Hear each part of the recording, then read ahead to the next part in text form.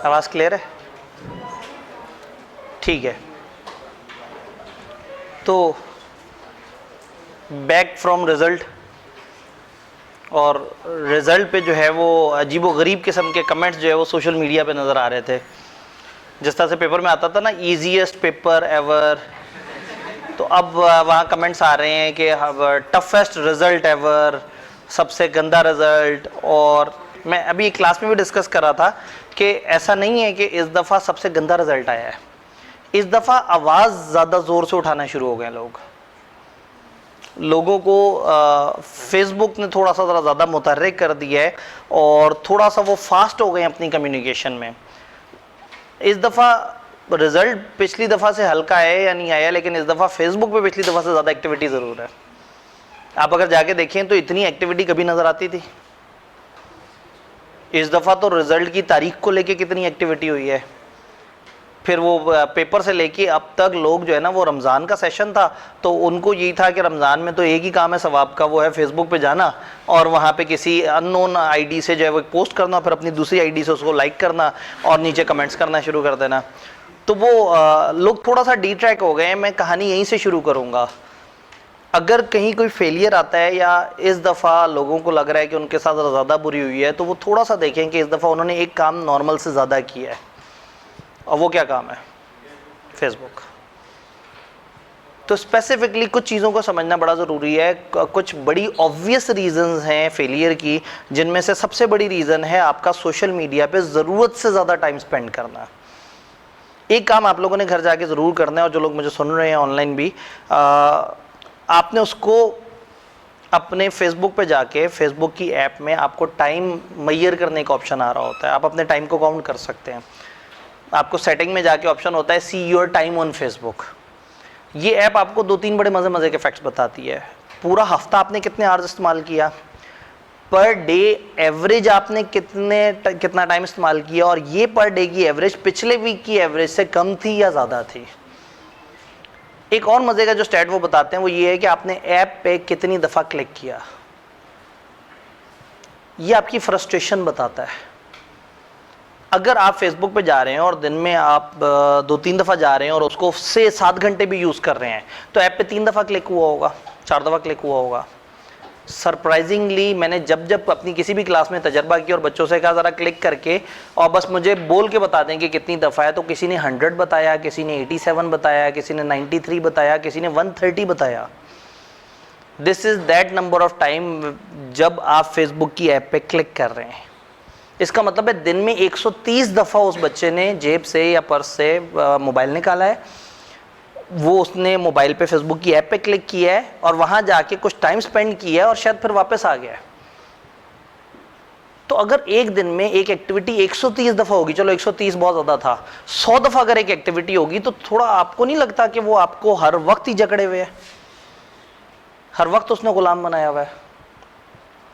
तो इस वक्त हर सेशन में ना फेलियर की कुछ रीजंस होती थी। इस सेशन में एक रीज़न जो थ्रू आउट नज़र आ रही है वो है सोशल मीडिया पे ज़रूरत से ज़्यादा टाइम। तो थोड़ा सा उसको कैलकुलेट करने की ज़रूरत है, थोड़ा सा उसे देखने की ज़रूरत है।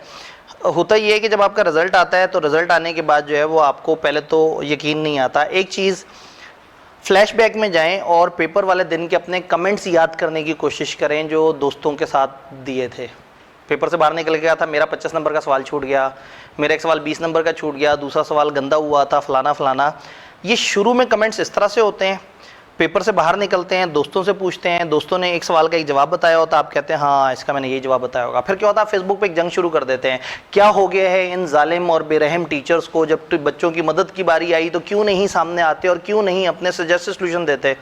अचानक से कोई टीचर्स को पता लगता है कि अरे ये तो मार्केटिंग की अच्छी एक्टिविटी है, वो फ़ौरन से आते हैं, बेटा हम तुम्हारे गम गुसार हैं, हम तुम्हारे लिए यहाँ पे मौजूद हैं, आ जाओ, घबराओ मत, मैं ही तो हूँ जो तुम लोगों के साथ खड़ा हुआ हूँ, और जनाब वो करके। और जो नहीं कह रहा मैं आपके साथ खड़ा हुआ हूँ, उसको आप इतना तंग करेंगे कि वो तंग आके वो भी गरीब कहेगा कि यार इससे बेहतर है कि ये तंग करें, इनको मैं सोल्यूशन दे दूँ। तो फिर क्या होता है, आप वो सोल्यूशन टीचर से मांगते हैं, टीचर वो सोल्यूशन देता है और आप उस सोल्यूशन को देखते हैं, और जो सवाल आपका सही हुआ होता है वो आपको लगता है कि आपने वैसे ही लिखा था, और जो गलत हुआ है वो सोल्यूशन देखने के बाद आपका जहन बनना शुरू हो जाता है कि हाँ इसके करीब करीब की बात लिखी थी मैंने। और 2 दिन बाद आपका ये जहन काफ़ी पक्का हो जाता है कि आपने ऐसा ही लिखा था, और रिजल्ट से पिछली रात आप फेसबुक पे पूछ रहे होते हैं कि मैरिज सर्टिफिकेट किन लोगों का आता है, क्या मैं उसमें फॉल कर सकता हूँ या नहीं। तो एक रॉन्ग एक्सपेक्टेशन डेवलप हो जाती हैं। फॉर एग्जांपल, मुझे कल से अब तक कम से कम अलग अलग लोगों ने, मतलब शायद कल की रात was the highest number of tags जो मुझे हुए हैं। मेरे ख्याल में कल मैं को 230 दफ़ा टैग हुआ हूँ, या शायद 235 दफ़ा टैग हुआ हूँ फेसबुक पे। और ज़्यादातर जगह जब मैं पहुँचा तो वो सवाल ये था कि सर ग्रुप की रिलैक्सेशन अभी तक क्यों नहीं आई, और आप ICAP से कहें जल्दी से अनाउंस करें। I was so much worried कि मैंने कब कहा कि ग्रुप की एक रिलैक्सेशन आनी है। कभी ऐसा नहीं हुआ, कभी पब्लिकली नहीं कहा कि ग्रुप की रिलैक्सेशन लाजमी आएगी। एक बच्चे ने अगर पूछा है सर ग्रुप की रिलैक्सेशन के बारे में ICAP का कुछ वो इस तरह से हमने सुना है कि वो कुछ कर रहे हैं, मैंने कहा जी वो कुछ डिस्कशन कर रहे हैं, कुछ पॉजिटिव न्यूज़ अल्लाह करे आ जाए, जब तक ICAP कुछ नहीं अनाउंस करता हम किसी चीज़ को ओके नहीं कर सकते। This is the only response जो दिया है। क्यों? क्योंकि वहाँ पे एक दफ़ा पहले हल्की सी एक आवाज़ आई, एक टीचर ने कहा कि जी दुआ कीजिएगा कि हम लोग इस पर उनको कह रहे हैं कि वो ग्रुप की जो रिस्ट्रिक्शन है उसको रिलैक्स कर दें।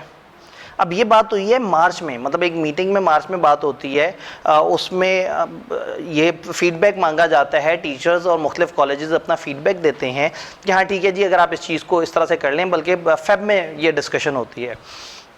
मैं ICAP रिवीजन क्लासेस कराने गया तो वहाँ पे भी इससे मिलती जुलती डिस्कशन चल रही थी, मैंने अपना पार्ट भी प्ले किया उसके अंदर। लेकिन कोई भी चीज़ जब तक ICAP की तरफ से ऑफिशियली अनाउंस ना हो जाए, आपने उसकी बेस पे डिसीजन मेकिंग नहीं करनी, उसकी बेस पे अपने फाइनल फैसले नहीं कर लेने। तो अगर एक एंटिसिपेशन है तो ठीक है, वो एक एंटिसिपेशन है। अगर कुछ टीचर्स ने कहा है तो ठीक है, अल्लाह करे वो चीज़ आ जाए। वो टीचर से पूछे, उन्होंने कहा जी अगले हफ्ते आ जाएगी। अब मुझे क्लास में बच्चे कहते हैं कि सर आपको क्या लगता है रिजल्ट कब आएगा, तो मैंने कहा भाई ईद के फ़ौरन बाद जो वेरी फर्स्ट वर्किंग डे है वो बड़ा अच्छा दिन लग रहा है कि ICAP उस दिन आएगा, अपने ऑफिस में रिजल्ट उन्होंने बनाया हुआ है, वो उस दिन वो कर दें। तो पता ही लगा कि ICAP ने वो जो मीटिंग करके जिसके ऊपर साइन करने होते हैं वो मीटिंग उनकी 1-2 दिन बाद हुई, 28 को मीटिंग हुई, और उन्होंने फिर आगे उनको 1 मई नजर आ था जो कि वर्किंग डे भी नहीं था, मर्जी ICAP की। तो आप एंटिसिपेट नहीं कर सकते, अंदाज़ा लगा सकते हैं मोटा मोटा, लेकिन उसकी बेस पे कंफर्म नहीं हो जाना होता। तो अब प्रॉब्लम क्या है कि लोगों ने एक हवाई बात उड़ती सुनी और उस पर इतने पक्के हो गए कि इस वक्त अपनी डिसीजन मेकिंग उसके ऊपर कर रहे हैं। This is voice of social media. ये वो वॉइस है जो कुछ अटेम्प्ट्स पहले कुछ अटेम्प्ट्स क्या तकरीबन दो ही अटेम्प्ट्स हुई हैं। सैलाब आया हुआ था पाकिस्तान में अच्छा खासा, स्टूडेंट्स जो है वो मुसलसल टीचर से कहते हैं कि सर देखें हमारे इलाकों में कुछ मसले हैं, देखिए अगर आप किसी तरह से ICAP वालों से बात करें। ICAP को कुछ 1-2 लोगों ने ईमेल्स वगैरह भी की, ICAP के लोगों से बात हुई, they were very serious on that, और उन्होंने कहा हाँ ठीक है वाकई ही ये बात समझ आ रही है, हम इस पर बैठते हैं, इसके ऊपर डिस्कशन करते हैं। बट बच्चों को तो बहुत जल्दी थी। बच्चों ने फेसबुक के अंदर जाके वहाँ पे काउंसिल मेंबर्स को टैग किया, और मतलब मैंने क्लास में भी शेयर किया था कि काउंसिल मेंबर की माँ, बहन, बेटी, पता नहीं किस किस के बारे में क्या क्या अलकाब इस्तेमाल कर लिए। मतलब this is the face of social media. क्योंकि आपका चेहरा नहीं है वहाँ, आप किसी भी नाम से आ सकते हैं, कोई भी आतंक मचा के चले जा सकते हैं, तो यू आर वेरी ईजी, आपके अंदर का जानवर बाहर आ जाता है। और फिर क्या होता है, फिर ये होता है कि आप इतनी ज़्यादा शोर से आवाज़ करते हैं। अब क्या हुआ, सोशल मीडिया पे कंपेन चल पड़ी, एग्जाम एक्सटेंड होने चाहिए, एग्जाम एक्सटेंड क्यों नहीं हो रहे। अच्छा वो जो ICAP ने कल मीटिंग करनी थी एग्जाम एक्सटेंड करने के लिए, वो कब वो हुई या नहीं हुई? भाई आपको किसने कहा मीटिंग होनी थी? 2-3 दिन पहले बच्चे कहते हैं सर ICAP की अभी जो मीटिंग हुई है उसका फिर क्या फैसला आया। मैंने कहा कौन सी मीटिंग, और ये कौन खबरें दे रहा है? एक्सेस तो नहीं है बच्चों को। तो इसका मतलब ये है कि कहीं सोशल मीडिया पे कोई ना कोई पॉइंट स्कोरिंग के लिए इस तरह की बात कर देता है, आप उस बात पे एक्साइटेड हो जाते हैं। ओके ठीक है, हर बंदा अपने तरीके से आता है सोशल मीडिया पे, अपने तरीके से इंफॉर्मेशन देता है, बट उसका ये मतलब नहीं है कि आप उस पर इतने पक्के हो जाएं। तो कहने का मतलब ये है कि वो वाली चीज़ जो शुरू हो गई थी सोशल मीडिया के ऊपर, वो सारी डिस्कशन ICAP के लोगों से बात हुई थी और दे वर कमिटेड कि वाकई ही हमें कुछ करना चाहिए। और सोशल मीडिया पे बच्चों ने उनको टैग कर करके जिस तरह की हरकतें शुरू हो गई, फिर ट्विटर पे ट्रेंड चलाना शुरू कर दिया। उससे वो इतना ऑफेंसिव फील किया उन्होंने कहा सर ये किन लोगों की आप बात कर रहे हैं, हमें नहीं कहते आप हमें ईमेल करें। मैंने कहा जी सैकड़ों हज़ारों बच्चों का मसला है। और उन्होंने फिर मुझे शर्मिंदा करने के लिए अंदर के अपने रिकॉर्ड में से बताया कि पता नहीं 26 या 35 टोटल मेल्स हैं जो पूरे पाकिस्तान से टोटल उनको आई हैं, ये वो बच्चे हैं जिनको प्रॉब्लम है। और ट्विटर के ऊपर जो है वो क्या कहते हैं, इम्पोर्टेड हुकूमत नामंजूर के बाद सेकंड बिगेस्ट ट्रेंड जो है ना वो स्टूडेंट्स ये वाला तकरीबन चलाने लगे थे कि जी एग्जाम डिले हो। अब आपने जो तरीका अडॉप्ट किया वो सही था या नहीं था, ठीक है, आपका राइट है, आप अपने तरीके से बात कर सकते हैं। वहां जो हुआ वो सही था या नहीं था, वो डिसीजन जो लिया गया वो सही था या नहीं था, उस चीज से कता ताल्लुक।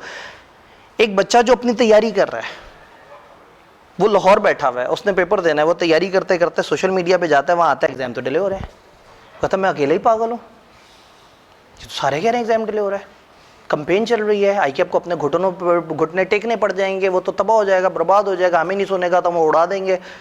इस बच्चे ने भी पढ़ना छोड़ दिया।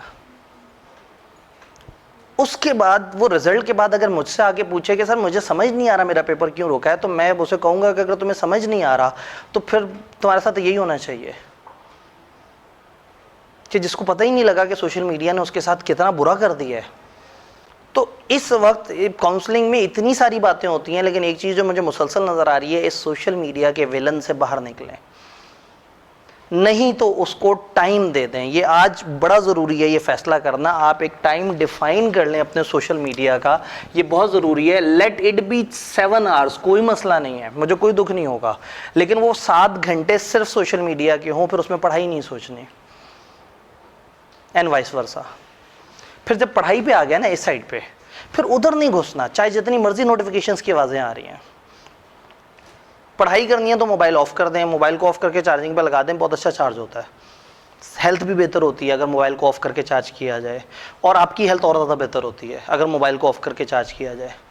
आप एक किताब में घुसे हैं, कॉस्ट अकाउंटिंग के एक सवाल को देखे, और सवाल के अंदर एक एडजस्टमेंट अजीब सी लग रही है, आप एक बड़े मुश्किल पॉइंट पे पहुंचे हैं, आपको वर्किंग की समझ आई है कि क्या होगा, आपने एक फॉर्मेट बना के W1 लिखा है कि अचानक ही टू उधर जाके देखा तो वो प्रिंस फलाना ने जो है वो प्रिंसेस फलाना के अकाउंट में जाके ये कमेंट किया जिसमें आप जो है वो बिला वजह इन्वॉल्व थे, तो आपको होगा ये मेरे खिलाफ बात हो रही होगी।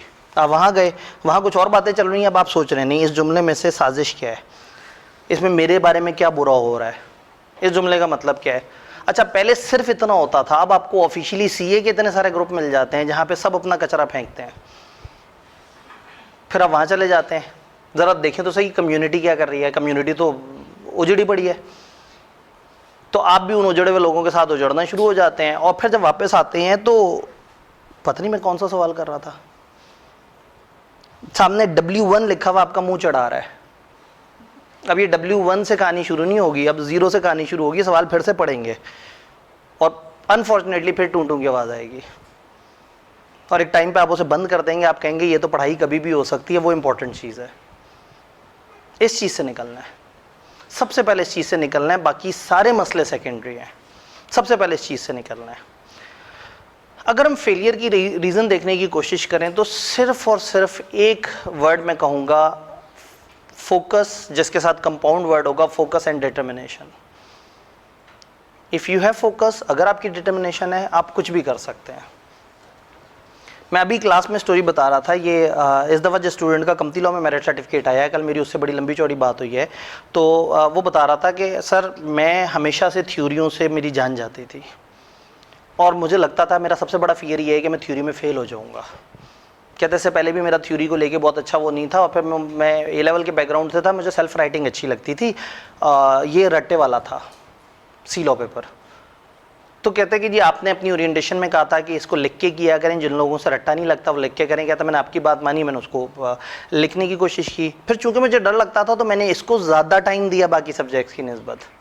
जब ज़्यादा टाइम दिया तो एक ऐसा टाइम आया कि मैंने इसके रिसेंट 2-3 पेपर पूरे के पूरे हाथ से सॉल्व किए, और उसमें मेरे 58 नंबर 55 नंबर इस तरह से आए। और फिर मैंने अपने आप को सोचा कि नहीं, मुझे मज़ीद इंप्रूवमेंट की ज़रूरत है। मैंने ज़्यादा एफर्ट की। यानी वो बच्चा जो कि कंपनी लॉ को देखते ही जिसका मूड ख़राब हो जाता था, जिसको लगता था कि मैं कभी भी नहीं कर सकता, एक तरीका ये है कि मैं नहीं कर सकता और इस चीज़ पे बैठे रहें और फिर ना करें, और एक ये है कि मैं नहीं कर सकता ऐसी की तैसी, अब तो मैं ही करूँगा।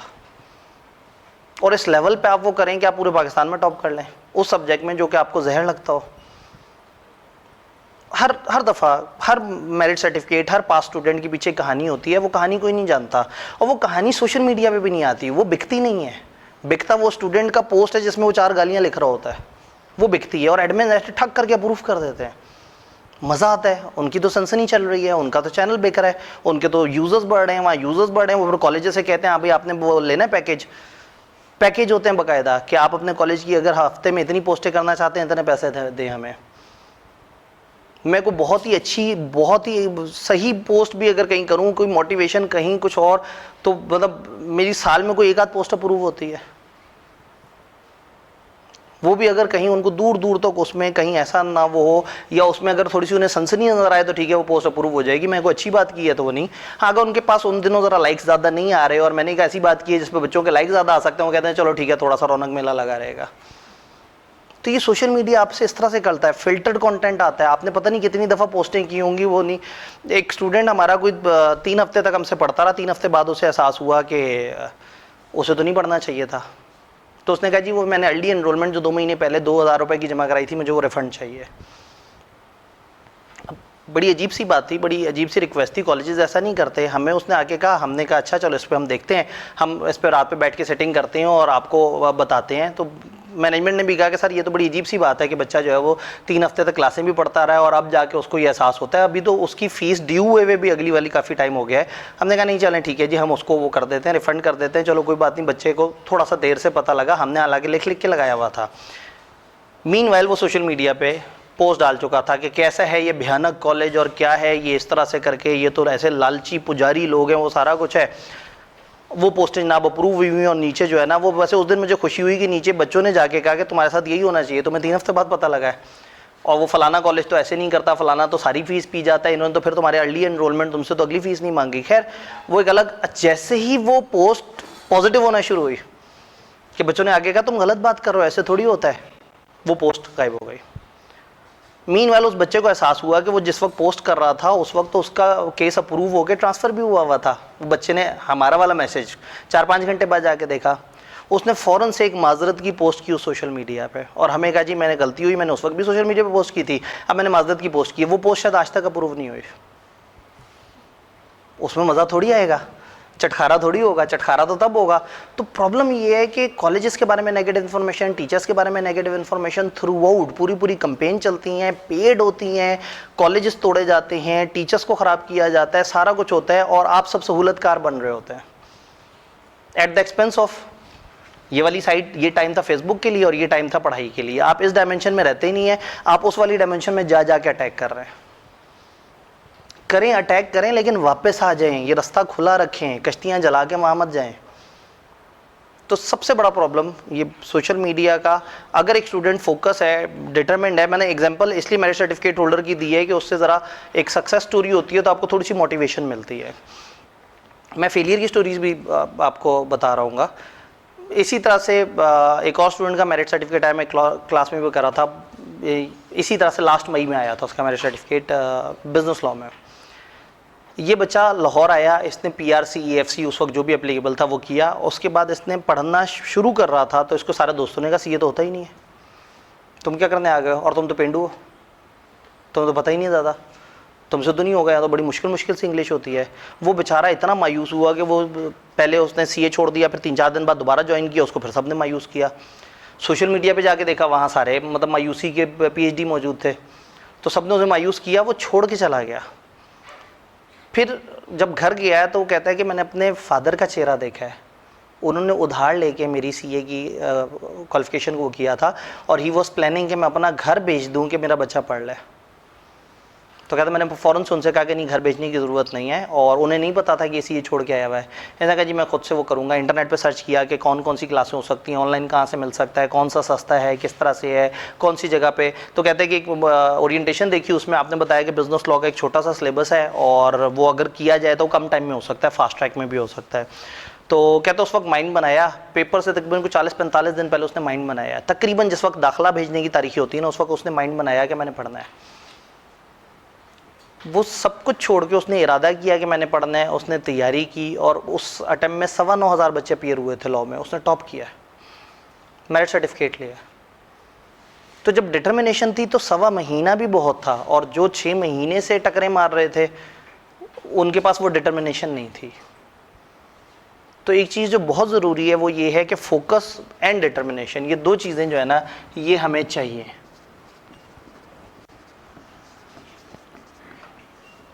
आप लोगों का अटेंशन स्पैन थोड़ा सा ख़त्म हो चुका हुआ है, कम हो गया है, तो इसलिए मैं बहुत ज़्यादा बातें नहीं कर रहा हूँ, बहुत ज़्यादा बोर नहीं करूँगा, लेकिन थोड़ी सी बातें करने की कोशिश करूँगा।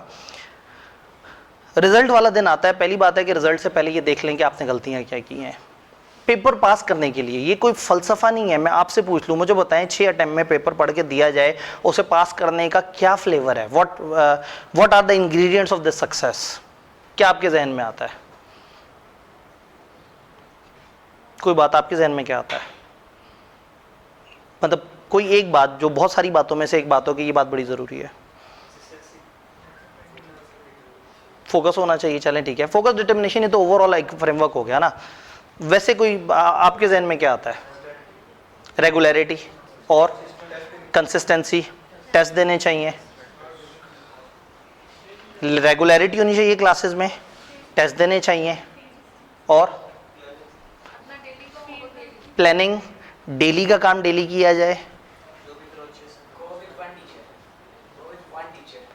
गो विद वन टीचर, वो जो आप तजर्बे बदलते रहते हैं कि अच्छा ये है वो है, फिर एक टीचर से पढ़ रहे हैं, दूसरे का स्टडी मटेरियल हाथ आ गया उसको देखना शुरू कर दिया, तीसरे की वीडियो शेयर हो गई, फेसबुक पे गए तो वहाँ पे एक पेड पोल पहले से चल रहा था जिसने अननोन टीचर का नाम लिख दिया था, आपने कहा फिर ये इतना अजीम टीचर है जिसको 200 वोट पड़े हुए हैं, तो उधर जाता हूँ तो होता ही है कि एंड पे सब कुछ कचरा हुआ होता है।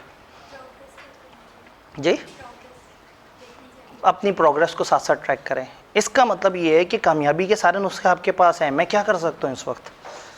मैं यहाँ क्या काउंसलिंग दूंगा? उन लोगों को काउंसलिंग दूंगा जिनको पहले से ही पता है, उन्हें पता है, वो रियलाइज़ नहीं करना चाह रहे, उन्हें पता है रेगुलरिटी चाहिए, वो ये नहीं मानने को तैयार कि वो रेगुलर नहीं थे। इन सबको पता है कि टेस्ट देने चाहिए, लेकिन कोई मानने को तैयार नहीं कि उसने टेस्ट नहीं दिए या कम टेस्ट दिए हैं। पूरे हफ्ते की प्रोग्रेस टेस्ट में टीचर बेचारा कोशिश करता है कि आप उसमें राइटिंग में वो प्रोग्रेस लिखें, और उस दिन चूंकि टीचर मौजूद नहीं है या आपको लगता है कि उस दिन पढ़ाई नहीं हो रही, तो वो तो एक फजूल दिन है। हमेशा ये माना जाता है कि जितना ज़रूरी पढ़ना है उतना ही ज़रूरी, इक्वली ज़रूरी है कि आप उसको पेपर में लिखने की कैपेसिटी रखें। और ये छोटी सी ट्रेनिंग होती है जो आपको आईकेप के लिए तैयार कर रही होती है, और टेस्ट वाले दिन को आम तातील के तौर पर मनाया जाता है। आज मेरे 2 बिजनेस लॉ की क्लास में टेस्ट थे, दोनों में 23 बच्चे आए, और दोनों की कंबाइंड स्ट्रेंथ 450 के करीब है। 23 बच्चे आए हैं दोनों क्लासों में। और उसके बाद फिर रिजल्ट पे वो कहते हैं कि हमें समझ नहीं आई कि हमारे साथ क्या हुआ है। खुद आपको सारे सक्सेस के फीचर्स पता है, आपको पता है रेगुलर होना होता है, आपको पता है कि क्लासेस लेनी होती हैं, आपको पता है साथ के साथ काम करना होता है। आए मैं आपको इसके फ़ायदे बताता हूँ।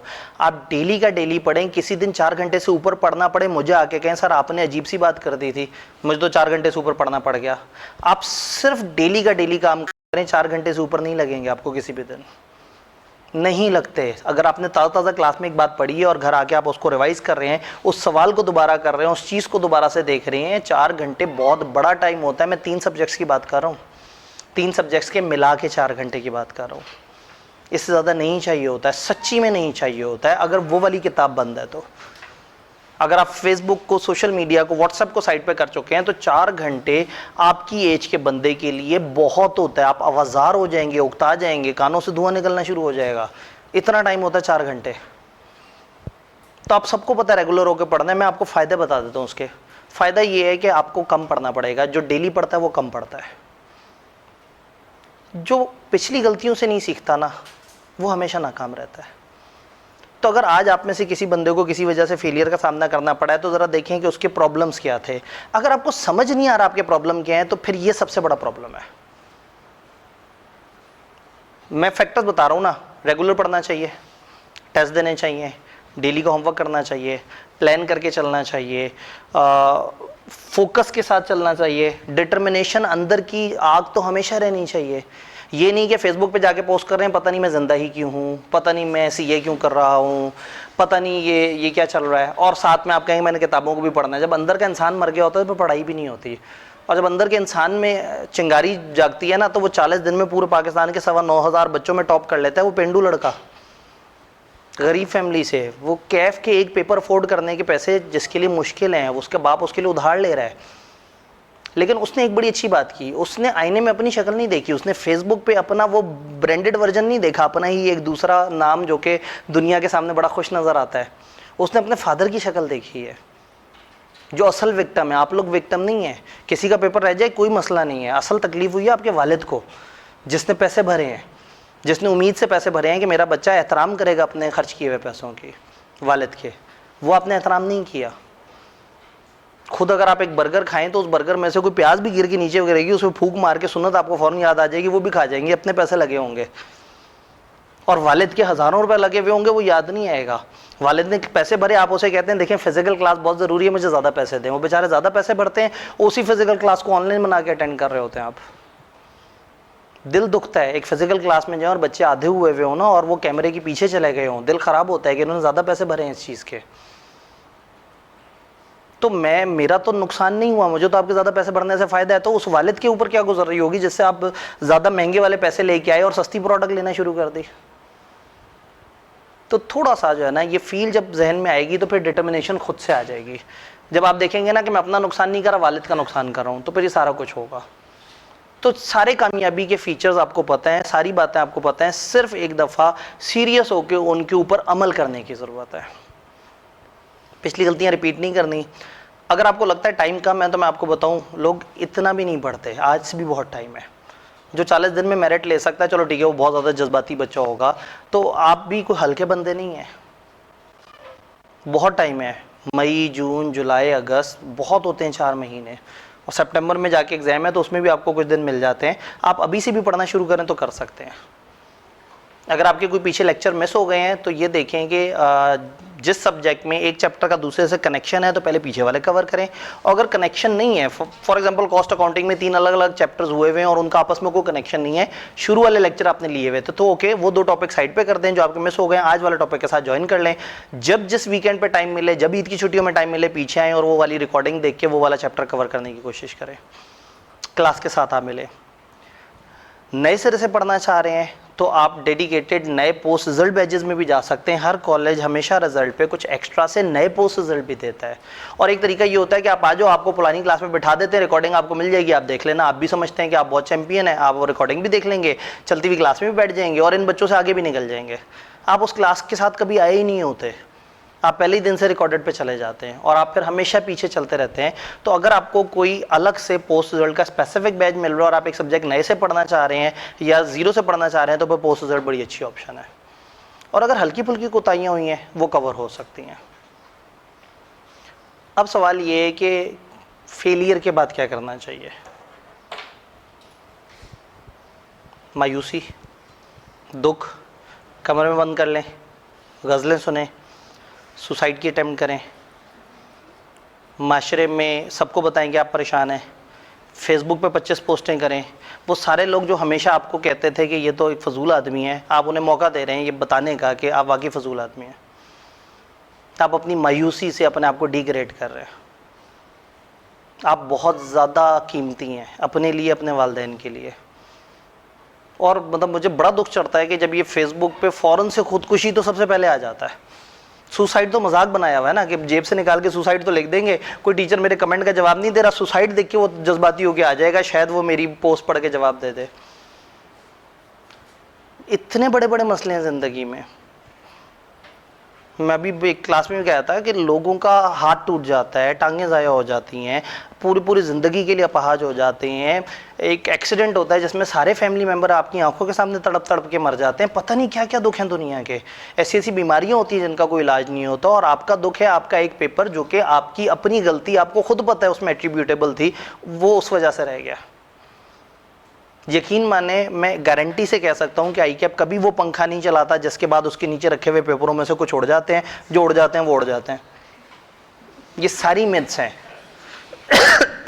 वो बड़े अच्छे प्रोसेस के थ्रू पेपर्स को चेक करते हैं, अच्छे तरीके से आपको असेस करते हैं, और कभी भी उनकी कोशिश ये नहीं होती कि वो आपको डिग्रेड करे, आपको बिला वजह फेल करे। वो हमेशा मेरिट पे काम करने की कोशिश करते हैं। उनसे गलतियां हो सकती हैं, वो गलती एक ऐसी चीज़ है जो सबके लिए बराबर है। मतलब ये वाले भाई, ये वाले भाई, ये वाले भाई, इन 3 में से किसी के साथ भी वो गलती हो सकती है। ये किस्मत से तो हम लड़ ही नहीं सकते। हम सिर्फ अच्छे अच्छे काम कर सकते हैं, अच्छे डीड से अपनी किस्मत को थोड़ा सा बेहतर बनाने की कोशिश कर सकते हैं। लेकिन जो हमारे कंट्रोल में नहीं है उस पर हमने उदास नहीं होना। जो हमारे कंट्रोल में था वो तो हमने किया कोई नहीं, तैयारी की नहीं, रेगुलरली पढ़ा नहीं, तो फिर अब उसके बाद फेलियर से परेशान भी नहीं होना चाहिए। फेल होने के बाद एक अप्रोच ये होती है कि आप बिल्कुल मायूस हो जाते हैं और आप आगे भी कुछ नहीं करते ज़िंदगी में। और एक ये होता है कि फेल होने के बाद आप असेस करते हैं कि आपकी क्या गलती है और आप सोचते हैं कि मैं ये वाली गलती दोबारा रिपीट नहीं करूँगा। बड़े एक्साइटेड होकर कॉलेज के पास जाते हैं, उसे कहते हैं कोई बैच शुरू हो रहा है, वो कहते हैं हाँ, आप उनको पैसे जमा कराते हैं। वो जो शुरू में स्पार्क आया है, एनर्जी आई है, कॉलेज को आपने फिर से फ़ायदा दे दिया, क्योंकि 3 दिन बाद ये स्पार्क तो ठंडा हो जाएगा। बट स्पार्क का कॉलेज ने फ़ायदा ले लिया कि आपने धड़ाधड़ जाके उनको रकम जमा करा दी अपनी, और अब आप इजी हो गए कि शुक्र है मैंने जो पहला स्टेप है जो मेरे वालिद की तरफ से हो सकता था वो मैंने कर लिया। आपका स्टेप तो अभी शुरू होना था ना। जो काम सबसे पहले हो सकता था वो बेचारे वो वालिद जिन्होंने कहा कि अच्छा बेटा ये पैसे पकड़ो, उनको पता नहीं आपने क्या बताया क्या नहीं बताया। वालिदैन को सच बताया करें। आपको अंदाज़ा नहीं है कि वो बेचारों के कितने आपको लेके ख्वाब होते हैं, और अगर आप झूठ बोलेंगे और वो झूठ पता लगा तो वो बहुत ज़्यादा दुख होगा उसकी निस्बत जो आपने एक दफ़ा उन्हें सच एतमाद में लेके बताया। हाँ, उसका तरीका स्टेप बाय स्टेप आए। इजी टारगेट से शुरू करें, पहले मदर को सच बताएं या पहले चाचा को बताएं कि वो थोड़ा सा माहौल बनाना शुरू कर दें घर में। तो मतलब लेकिन झूठ मत बोलें, आपको हर दफ़ा टेंशन होगी और फिर याद रखना पड़ेगा कि किसको मैंने क्या बताया था। कज़न को कुछ और नंबर ऑफ पेपर पास बताए हुए हैं, अब्बू को कुछ और बताए हुए हैं, चाचा को कुछ और बताए हुए हैं। अब यही नहीं समझ आएगा कि मैंने कौन से मौके पे कौन से पेपर अपने डब्बे से निकाल के बताने कि ये मेरे पास हुए हुए हैं। सच बोलें, उनको तकलीफ़ होगी, यकीनन तकलीफ़ होगी, लेकिन उसके बाद उन्हें खुशी होगी कि आपने एक्नॉलेज किया है। और आप फिर जब उन्हें कहेंगे तो आपको एक खौफ होगा कि वो मुझे बार बार चेक कर रहे हैं, बार बार पूछ रहे हैं कि बेटा पढ़ रहे हो या नहीं पढ़ रहे। जब उनका प्रेशर होगा ना तो शायद आप इस फेसबुक और इस चीज़ से बाहर निकल सके। तो थोड़ा सा इस तरह से करना है। फिर ये है कि फेलियर जो है वो पॉजिटिव चीज़ है या नेगेटिव चीज़ है, दुनिया हमेशा बताती है कि बहुत सारे लोग बहुत सारे फेलियर की वजह से कामयाब हुए। आइंस्टाइन स्कूल से निकाला गया तो कामयाब हुआ, क्योंकि वो निकाला गया था कि ये डम स्टूडेंट है, इसको पता ही नहीं है, इसे पढ़ाई नहीं होती। उसने रियलाइज़ किया कि उसकी क्या गलती है और उसने अपने आप को इम्प्रूव करने की कोशिश की, और इस जद्दोजहद में वो दुनिया का सबसे बड़ा साइंटिस्ट बन गया कि नहीं ये मेरे साथ हुआ क्या है। तो फेलियर पे एक तो तरीका मायूस होना, और एक ये है कि आप उसको चैलेंज के तौर पे लें और फिर आगे से आगे बढ़ के कहें कि जी ठीक है जी, अब मैंने जो करके दिखाना है। अगर आपको लगता है ना लोग क्या कहेंगे, आपको लगता है ये क्या हो गया, मेरी इतनी ज़िंदगी गुजर गई, मैं सीए कर रहा हूँ, फलाना फलाना कर रहा हूँ, तो इस वक्त उन सबसे इंतकाम लेने का एक ही तरीका है जो आपके अपने हाथ में मौजूद है। सिर्फ अपनी गलतियाँ सुधार के पेपर देने हैं, दोबारा से पेपर देने हैं, अपने आप को इस काबिल करना है कि आप आगे जा सकें, और फिर आगे बढ़ के ज़्यादा से ज़्यादा अच्छा परफॉर्म करना शुरू कर देना है। जब आप परफॉर्म करेंगे ना, सब लोगों के मुँह बंद हो जाएंगे। मैंने अपनी लाइफ में पर्सनल एक्सपीरियंस से देखा, अपने दोस्तों के एक्सपीरियंस से देखा है कि फैमिली में जितने रिश्तेदार जिसको जो मसलों मसाइल होते हैं ना, जैसे जैसे बंदा सक्सेसफुल होता चला जाता है वैसे वैसे उनके वो मसले ख़त्म होते चले जाते हैं और वो उल्टा आपसे दोस्ती करना शुरू हो जाते हैं। मेरे से आधी फैमिली ने नफरत की थी। मैं नहीं लोगों को फ़ोन नहीं उठा पाता था, शादियों पे नहीं पहुंच पाता था, क्योंकि मुझे था कि मैंने एक काम करना है। और मैं ठीक है, मेरे फैमिली मेम्बर हैं, फादर हैं, भाई हैं, वो अगर किसी शादी पे पहुंचते हैं तो ज़रूरी नहीं कि मैं भी उस शादी पे पहुंचूं। लेकिन सबने कहा कि ये तो फजूल आदमी है, तो शादियों पे नहीं आता है, तो मिलता मिलाता नहीं है, ये अजीब सा आदमी है। आज अल्हम्दुलिल्लाह वो सारे लोग जो है, वो लोग जो उनकी शादियों में गए उससे ज़्यादा मेरे से प्यार करते हैं, चूँकि दुनिया का बेंचमार्क ही डिफरेंट है। जब एक बंदा सक्सेसफुल नज़र आता है तो वो क्या कहते हैं, उसके क्या कमले भी से आने, वो क्या जिसके घर दाने उसके कमले भी से आने। तो अनफॉर्चुनेटली दुनिया का मेयार ही डिफरेंट है, और आप हर वक्त इस चक्कर में रहते हैं कि मैं दुनिया के सामने अच्छा बन जाऊं। ये फेसबुक पे जाके ये जो आर्टिफिशियल पर्सनैलिटीज़ के अंदर एंटर होकर आप एक आर्टिफिशियल ज़िंदगी जीने की कोशिश करते हैं, ये क्या है? ये अंदर के इंसान की नाकामी के तरफ है। आपको नहीं ज़रूरत पड़ेगी उस चीज़ की, जब आप अंदर के इंसान को वो प्रिंस चार्मिंग बना देंगे, सब सेट हो जाएगा। सिर्फ अंदर के इंसान को बाहर लेके आना है। देन अगेन फेलियर से ज़िंदगी में काफ़ी कुछ अचीव होता है, लेकिन ये हमें पता नहीं होता। हमारे साथ ना कोई इवेंट गुजरता है तो हमें दुख होता है। हम छोटे हैं ना, हमारा विजन उतना ज़्यादा नहीं है। आपको फिर बड़े समझाते हैं, बेटा कोई बात नहीं, नाकामी कई दफ़ा आपका फ़ायदा होता है, हर चीज़ में अल्लाह की कोई ना कोई मसलियत होती है। आपका फ़ायदा होगा, आपको नज़र नहीं आ रहा होगा, आप कहेंगे ये अजीब, ये बुज़ुर्गों के अपनी रोले होते हैं। भाई अगर मेरे लिए अच्छा है तो मुझे क्यों नहीं समझ आ रहा अच्छा है? तो सिर्फ विजन की बात है। उन लोगों ने ज़िंदगी गुजारी है, उन्होंने ज़िंदगी में कई दफ़ा नाकामियाँ देखी हैं और कई दफ़ा उस नाकामी में छुपा हुआ फ़ायदा महसूस किया है, तो वो आपको बता रहे हैं। लेकिन आप कह रहे हैं कि मेरे साथ होगा तो मेरा यकीन बनेगा। टिपिकल एग्जाम्पल है, एक बच्चा रो रहा होता है, बिलक रहा होता है भूख से, माँ के हाथ में फीडर है, फीडर में गर्म दूध है और वो बच्चा तड़प रहा है, उसकी आंखों से आंसू निकल रहे हैं, बार बार फीडर को देख रहा है और फिर माँ को देख रहा है कि ये कैसी पालने वाली है। वो बेचारा अपने छोटे से जहन से इतना ही सोचेगा ना कि मेरी इस वक्त कुल कायनात ये सामने फीडर में कैद है, ये बस जल्दी से आ जाओ, गड़ब गड़ब गड़ब जो है ना मैं दूध पी जाऊँ। लेकिन वो माँ उसे नहीं दे रही वो दूध, क्योंकि उसे पता है कि ये बच्चा नादान है, ये जल जाएगा इसके होंठ, और थोड़ी देर बाद वही माँ उसको वो फीडर वाला दूध पिला रही होगी। तो पॉइंट ये है कि वो बच्चा अपनी कम अकली की वजह से नहीं मानता कि उसको पालने वाली जो माँ है उसका विजन कितना ब्रॉड है, उसको क्या चीज़, उसको पता है कि कौन सा दूध किस वक्त सही है और कौन सा दूध किस वक्त सही नहीं है। और बच्चा तड़प रहा है, हमारी तरह तड़प रहा है, उस दूध को देख के तड़प रहा है और अक्सर सोच रहा है कि जब मुझे इतनी तड़प है इस दूध की तो इस माँ को नहीं समझ आ रहा, इसको नहीं पता लग रहा, तो मुझे इतनी तड़प थी मेरा पेपर पास हो जाए, मेरे अल्लाह को नज़र नहीं आया, उसको मेरे पे रहम नहीं आया। आना चाहिए था ना, इतनी माँ से ज़्यादा प्यार करता है तो क्यों नहीं रहम आ रहा अल्लाह को? इसलिए कि उसके विजन में इस वक्त वो दूध गर्म है, इस वक्त हमारे होंठ जल जाएंगे, इस वक्त वो कामयाबी शायद हमारे लिए सही नहीं है, लेकिन हमारा विजन छोटा है थोड़ा, हमें नहीं पता लग रहा, और हमें शायद कुछ आगे जाके पता लगेगा कि उस गलती ने, एक छोटे टाइम पे होने वाली गलती ने आगे हमें काफ़ी बेनिफिट दिया होता है। फेलियर फ़ायदा देता है कई दफ़ा। इस टाइम पे आप में पास होने वाले कुछ ना कुछ एक आध पेपर में रह जाने वाले हर तरह के स्टूडेंट हैं, तो लेकिन मैं ज़्यादा फेलियर को इसलिए वो कर रहा हूँ कि उनको मोटिवेशन की उनको इस वक्त ज़रूरत है। एक क्लास में बता रहा था, फिर मैंने उस किस्से को होल्ड कर लिया था, मैंने कहा था मैं काउंसलिंग सेशन में करूँगा। मैंने एक दफ़ा दुआ मांगी थी कि मेरा पेपर फेल हो जाए, शिद्दत से दुआ मांगी थी। आप यकीन करेंगे मैंने नफले माने थे और शायद 100 नफल नमाज के पढ़े थे कि अल्लाह करे मेरा पेपर रह जाए।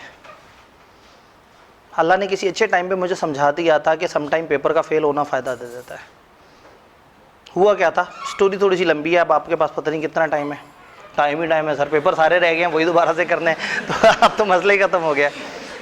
तो हुआ ये कि हमारे ज़माने में module A B C D इस तरह से मॉड्यूल होते थे, हर मॉड्यूल में जो है वो पेपर्स हुआ करते थे। हमारे ज़माने में हमें पूरा मॉड्यूल इकट्ठा देना होता था और फिर दो पैटर्न होते थे। एक होता था बैड फेलियर। बैड फेलियर का मतलब होता था कि वो पूरा मॉड्यूल फेल, अगर किसी भी एक सब्जेक्ट में आपके 50 से नीचे आ गए तो वो पूरा का पूरा सब्जेक्ट क्या उसके आसपास के सारे सब्जेक्ट्स को लेकर वो डूब जाता था, पूरा मॉड्यूल आउट हो जाता था।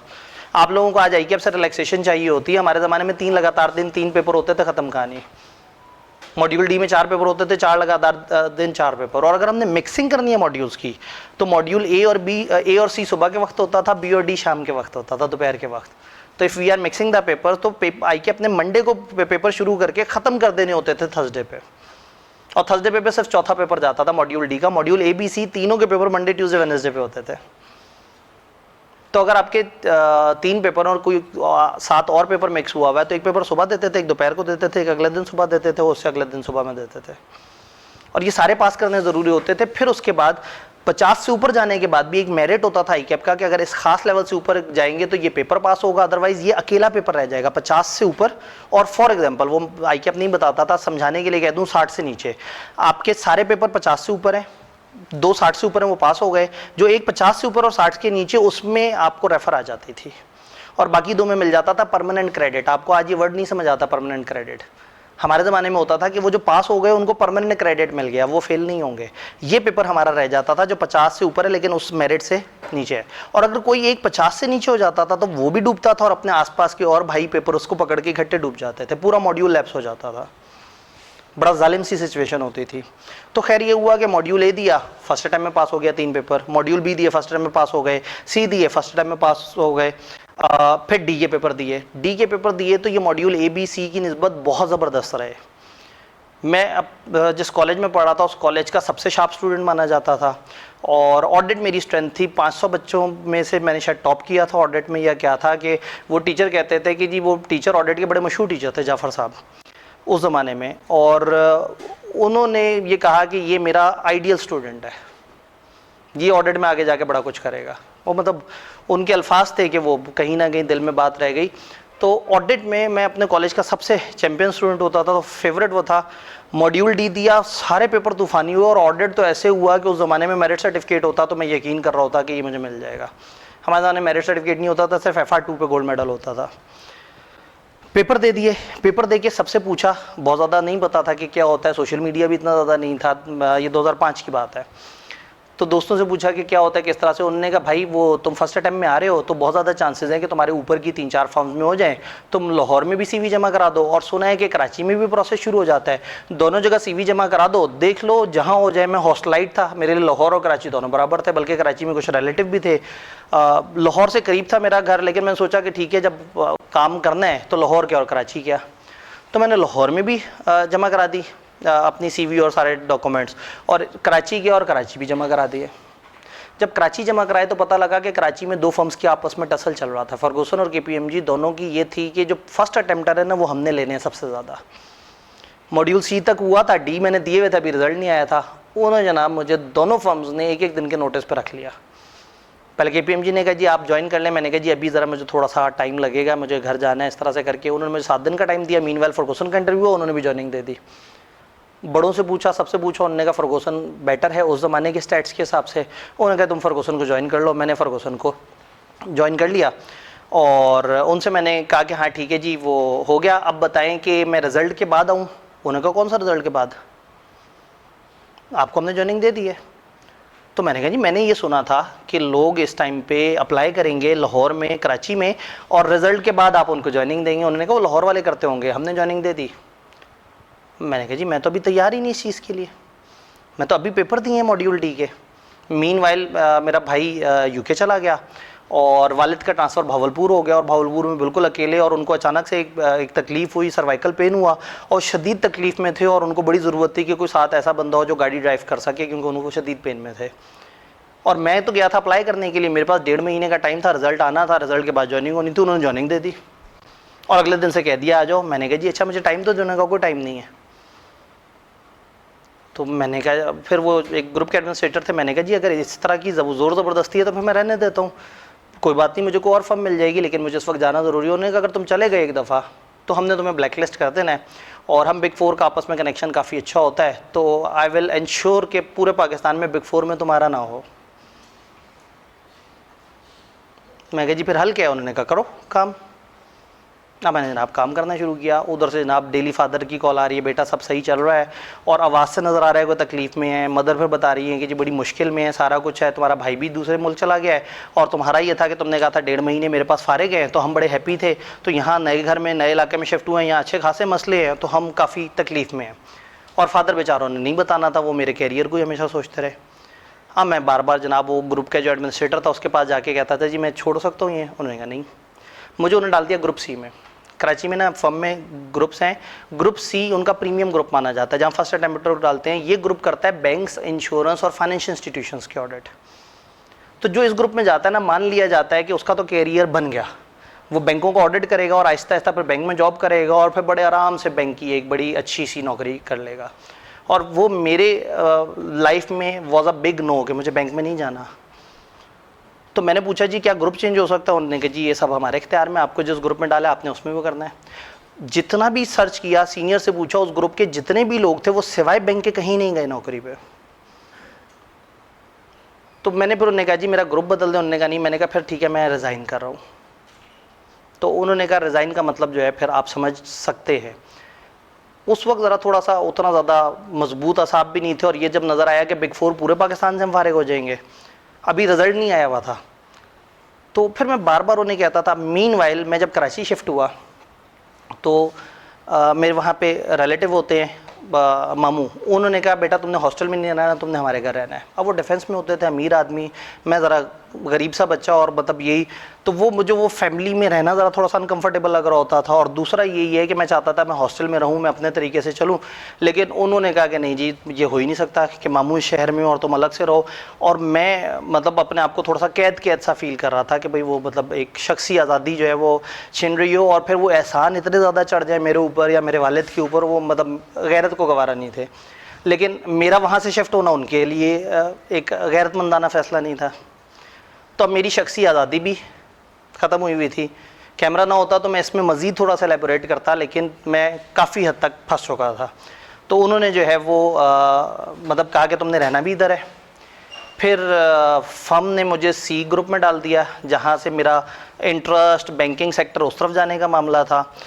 घर वाले मेरे शदीद तकलीफ़ में आ गए और मैं अपने एक कैरियर के चक्कर में पता नहीं कहाँ फंस गया। बीच में ईद की छुट्टियाँ आई, 3 छुट्टियाँ आई और मुझे 4 दिन घर आने जाने में लग गए। एक दिन इजाफी में लेट पहुंचा जिस पे झाड़ मुझे पिलाई गई। तो फिर मैं ना रिज़ल्ट के करीब करीब अपने ग्रुप एडमिनिस्ट्रेटर के पास गया। मैंने कहा कोई एक तरीका जिससे मैं फर्म छोड़ सकूं और मेरा ब्लैकलिस्ट भी ना हो नाम। उन्होंने कहा एक ही तरीका है, दुआ करो कि जब रिजल्ट आए तो तुम्हारा पेपर रह जाए कोई। जो अगर तुम्हारा पेपर रह गया तो this is the only thing जिसको तुम बताओगे तो ये एक ऐसी एक्सक्यूज़ है जिस पे हम तुम्हें छोड़ देंगे, और जब तुम्हें छोड़ देंगे तो तुम ब्लैकलिस्ट भी नहीं होगे। पेपर देना। फिर उसने मशवरा दिया, उसने कहा वो तो पार्टनर ज़िद पे आया हुआ है, मैं मौजूद हूँ ना, मैं तुम्हें बता रहा हूँ तुम पेपर दे के पास हो जाओ ना, तुम वापस मत आना, तुम्हारी मर्ज़ी। ये तुमसे लिखवाएंगे कि जी मैं पास हूँगा तो वापस आऊँगा, वो एक हल्की फुल्की चीज़ है। तुम ना आना चाहो, तुम अपने घर रुकना चाहो रुको, लेकिन बस एक ही तरीके है जिससे अब तुम जा सकते हो वापस, वो है कि तुम्हारा पेपर रह जाए। उस दिन समझ आया कि फ़ेल होने का भी बड़ा फ़ायदा होता है कभी कभी। वालदा को फ़ोन करके कहा, मैंने कहा जी दुआ करेंगे मेरा पेपर रह जाए।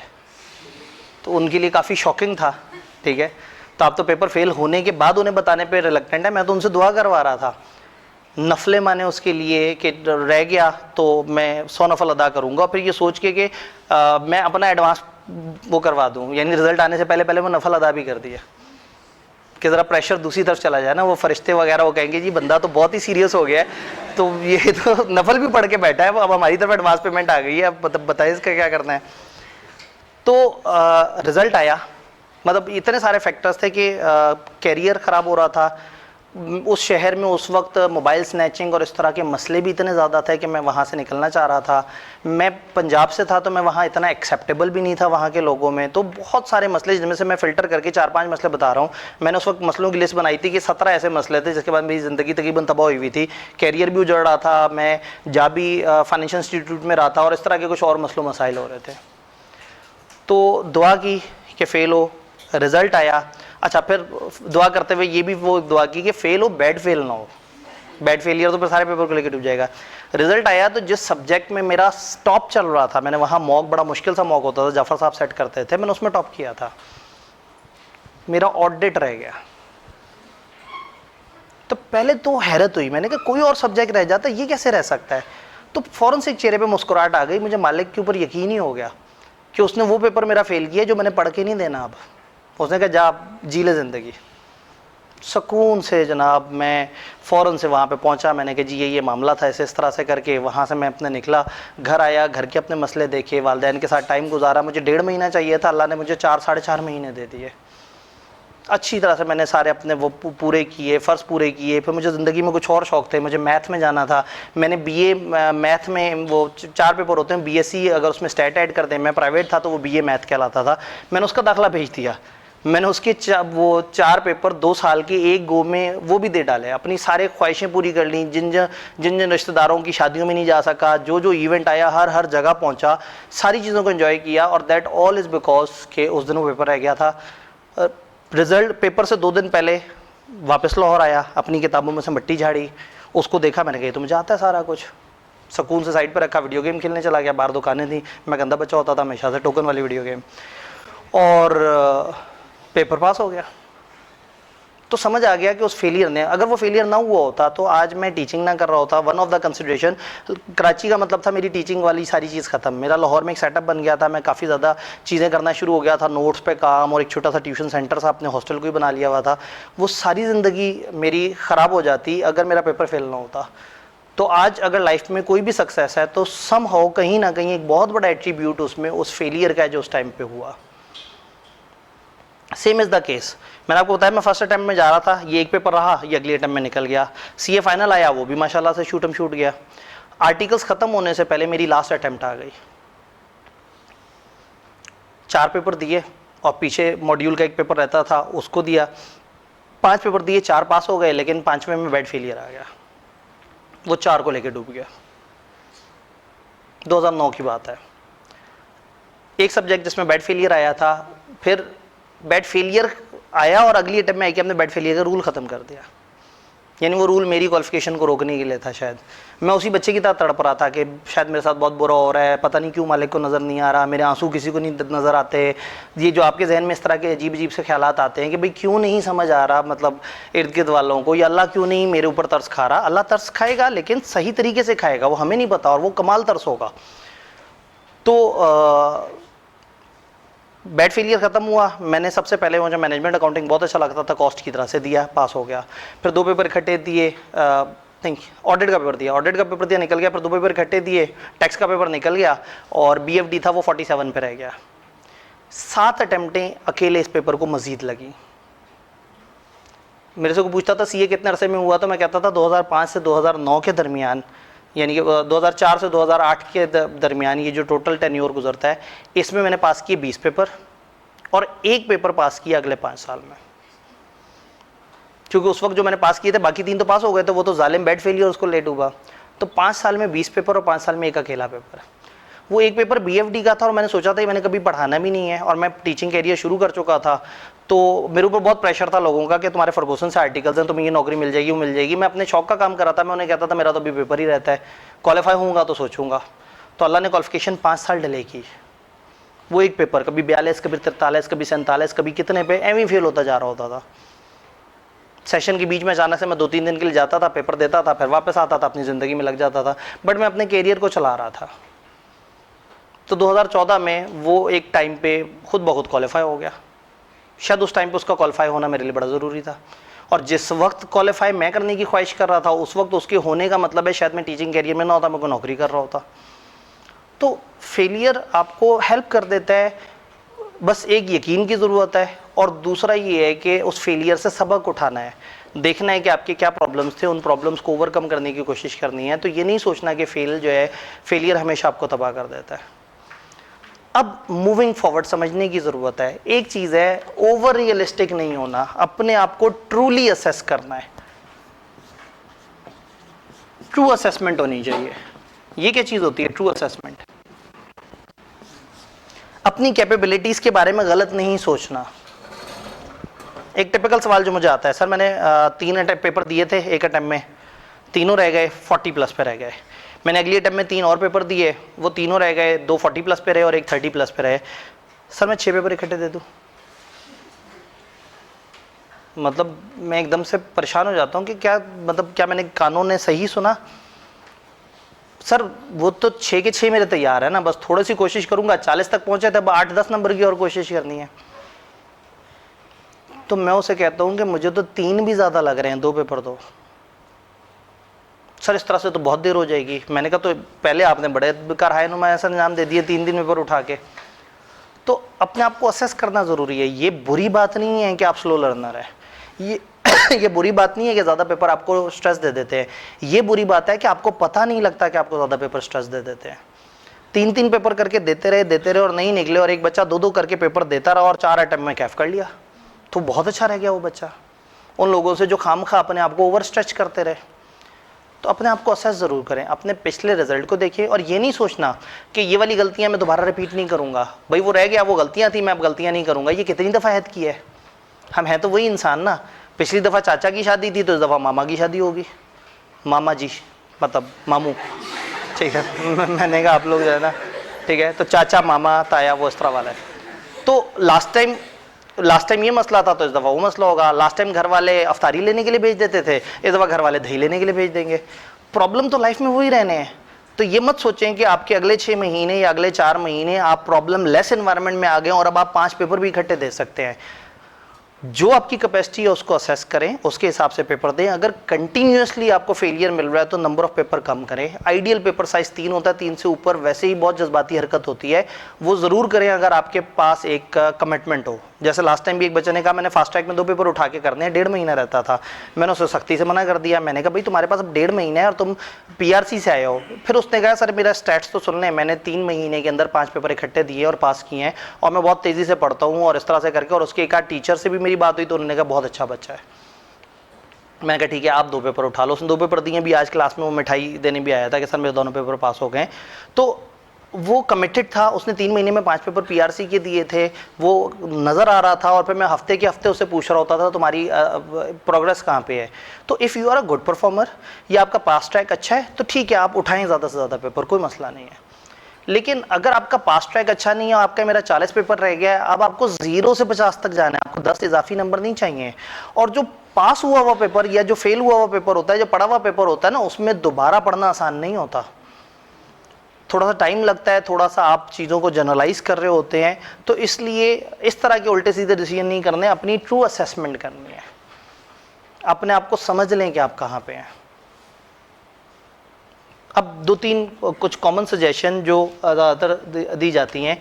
हो सकता है कि आप 40 से 50 के दरमियान फेल हुए हो सकता है आप 30 से 40 के दरमियान फेल हुए हो सकता है आप लेस देन 30 पे फेल हुए हो।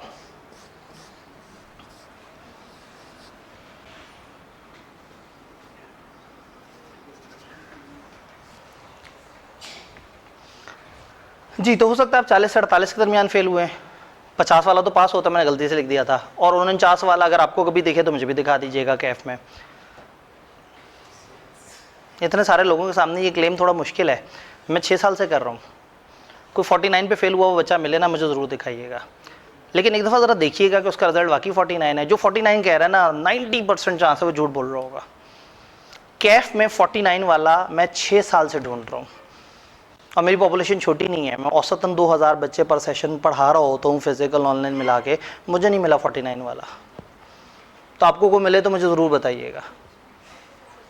कोई क्लेम कर रहा है ना, उसके पीछे पड़ जाए, उसको उजाड़ दें, उसको उसका सत्यानाश कर दें, उसे कि मुझे दिखाओ, लॉगिन करके दिखाओ, मैं अपनी आंखों से देखना है।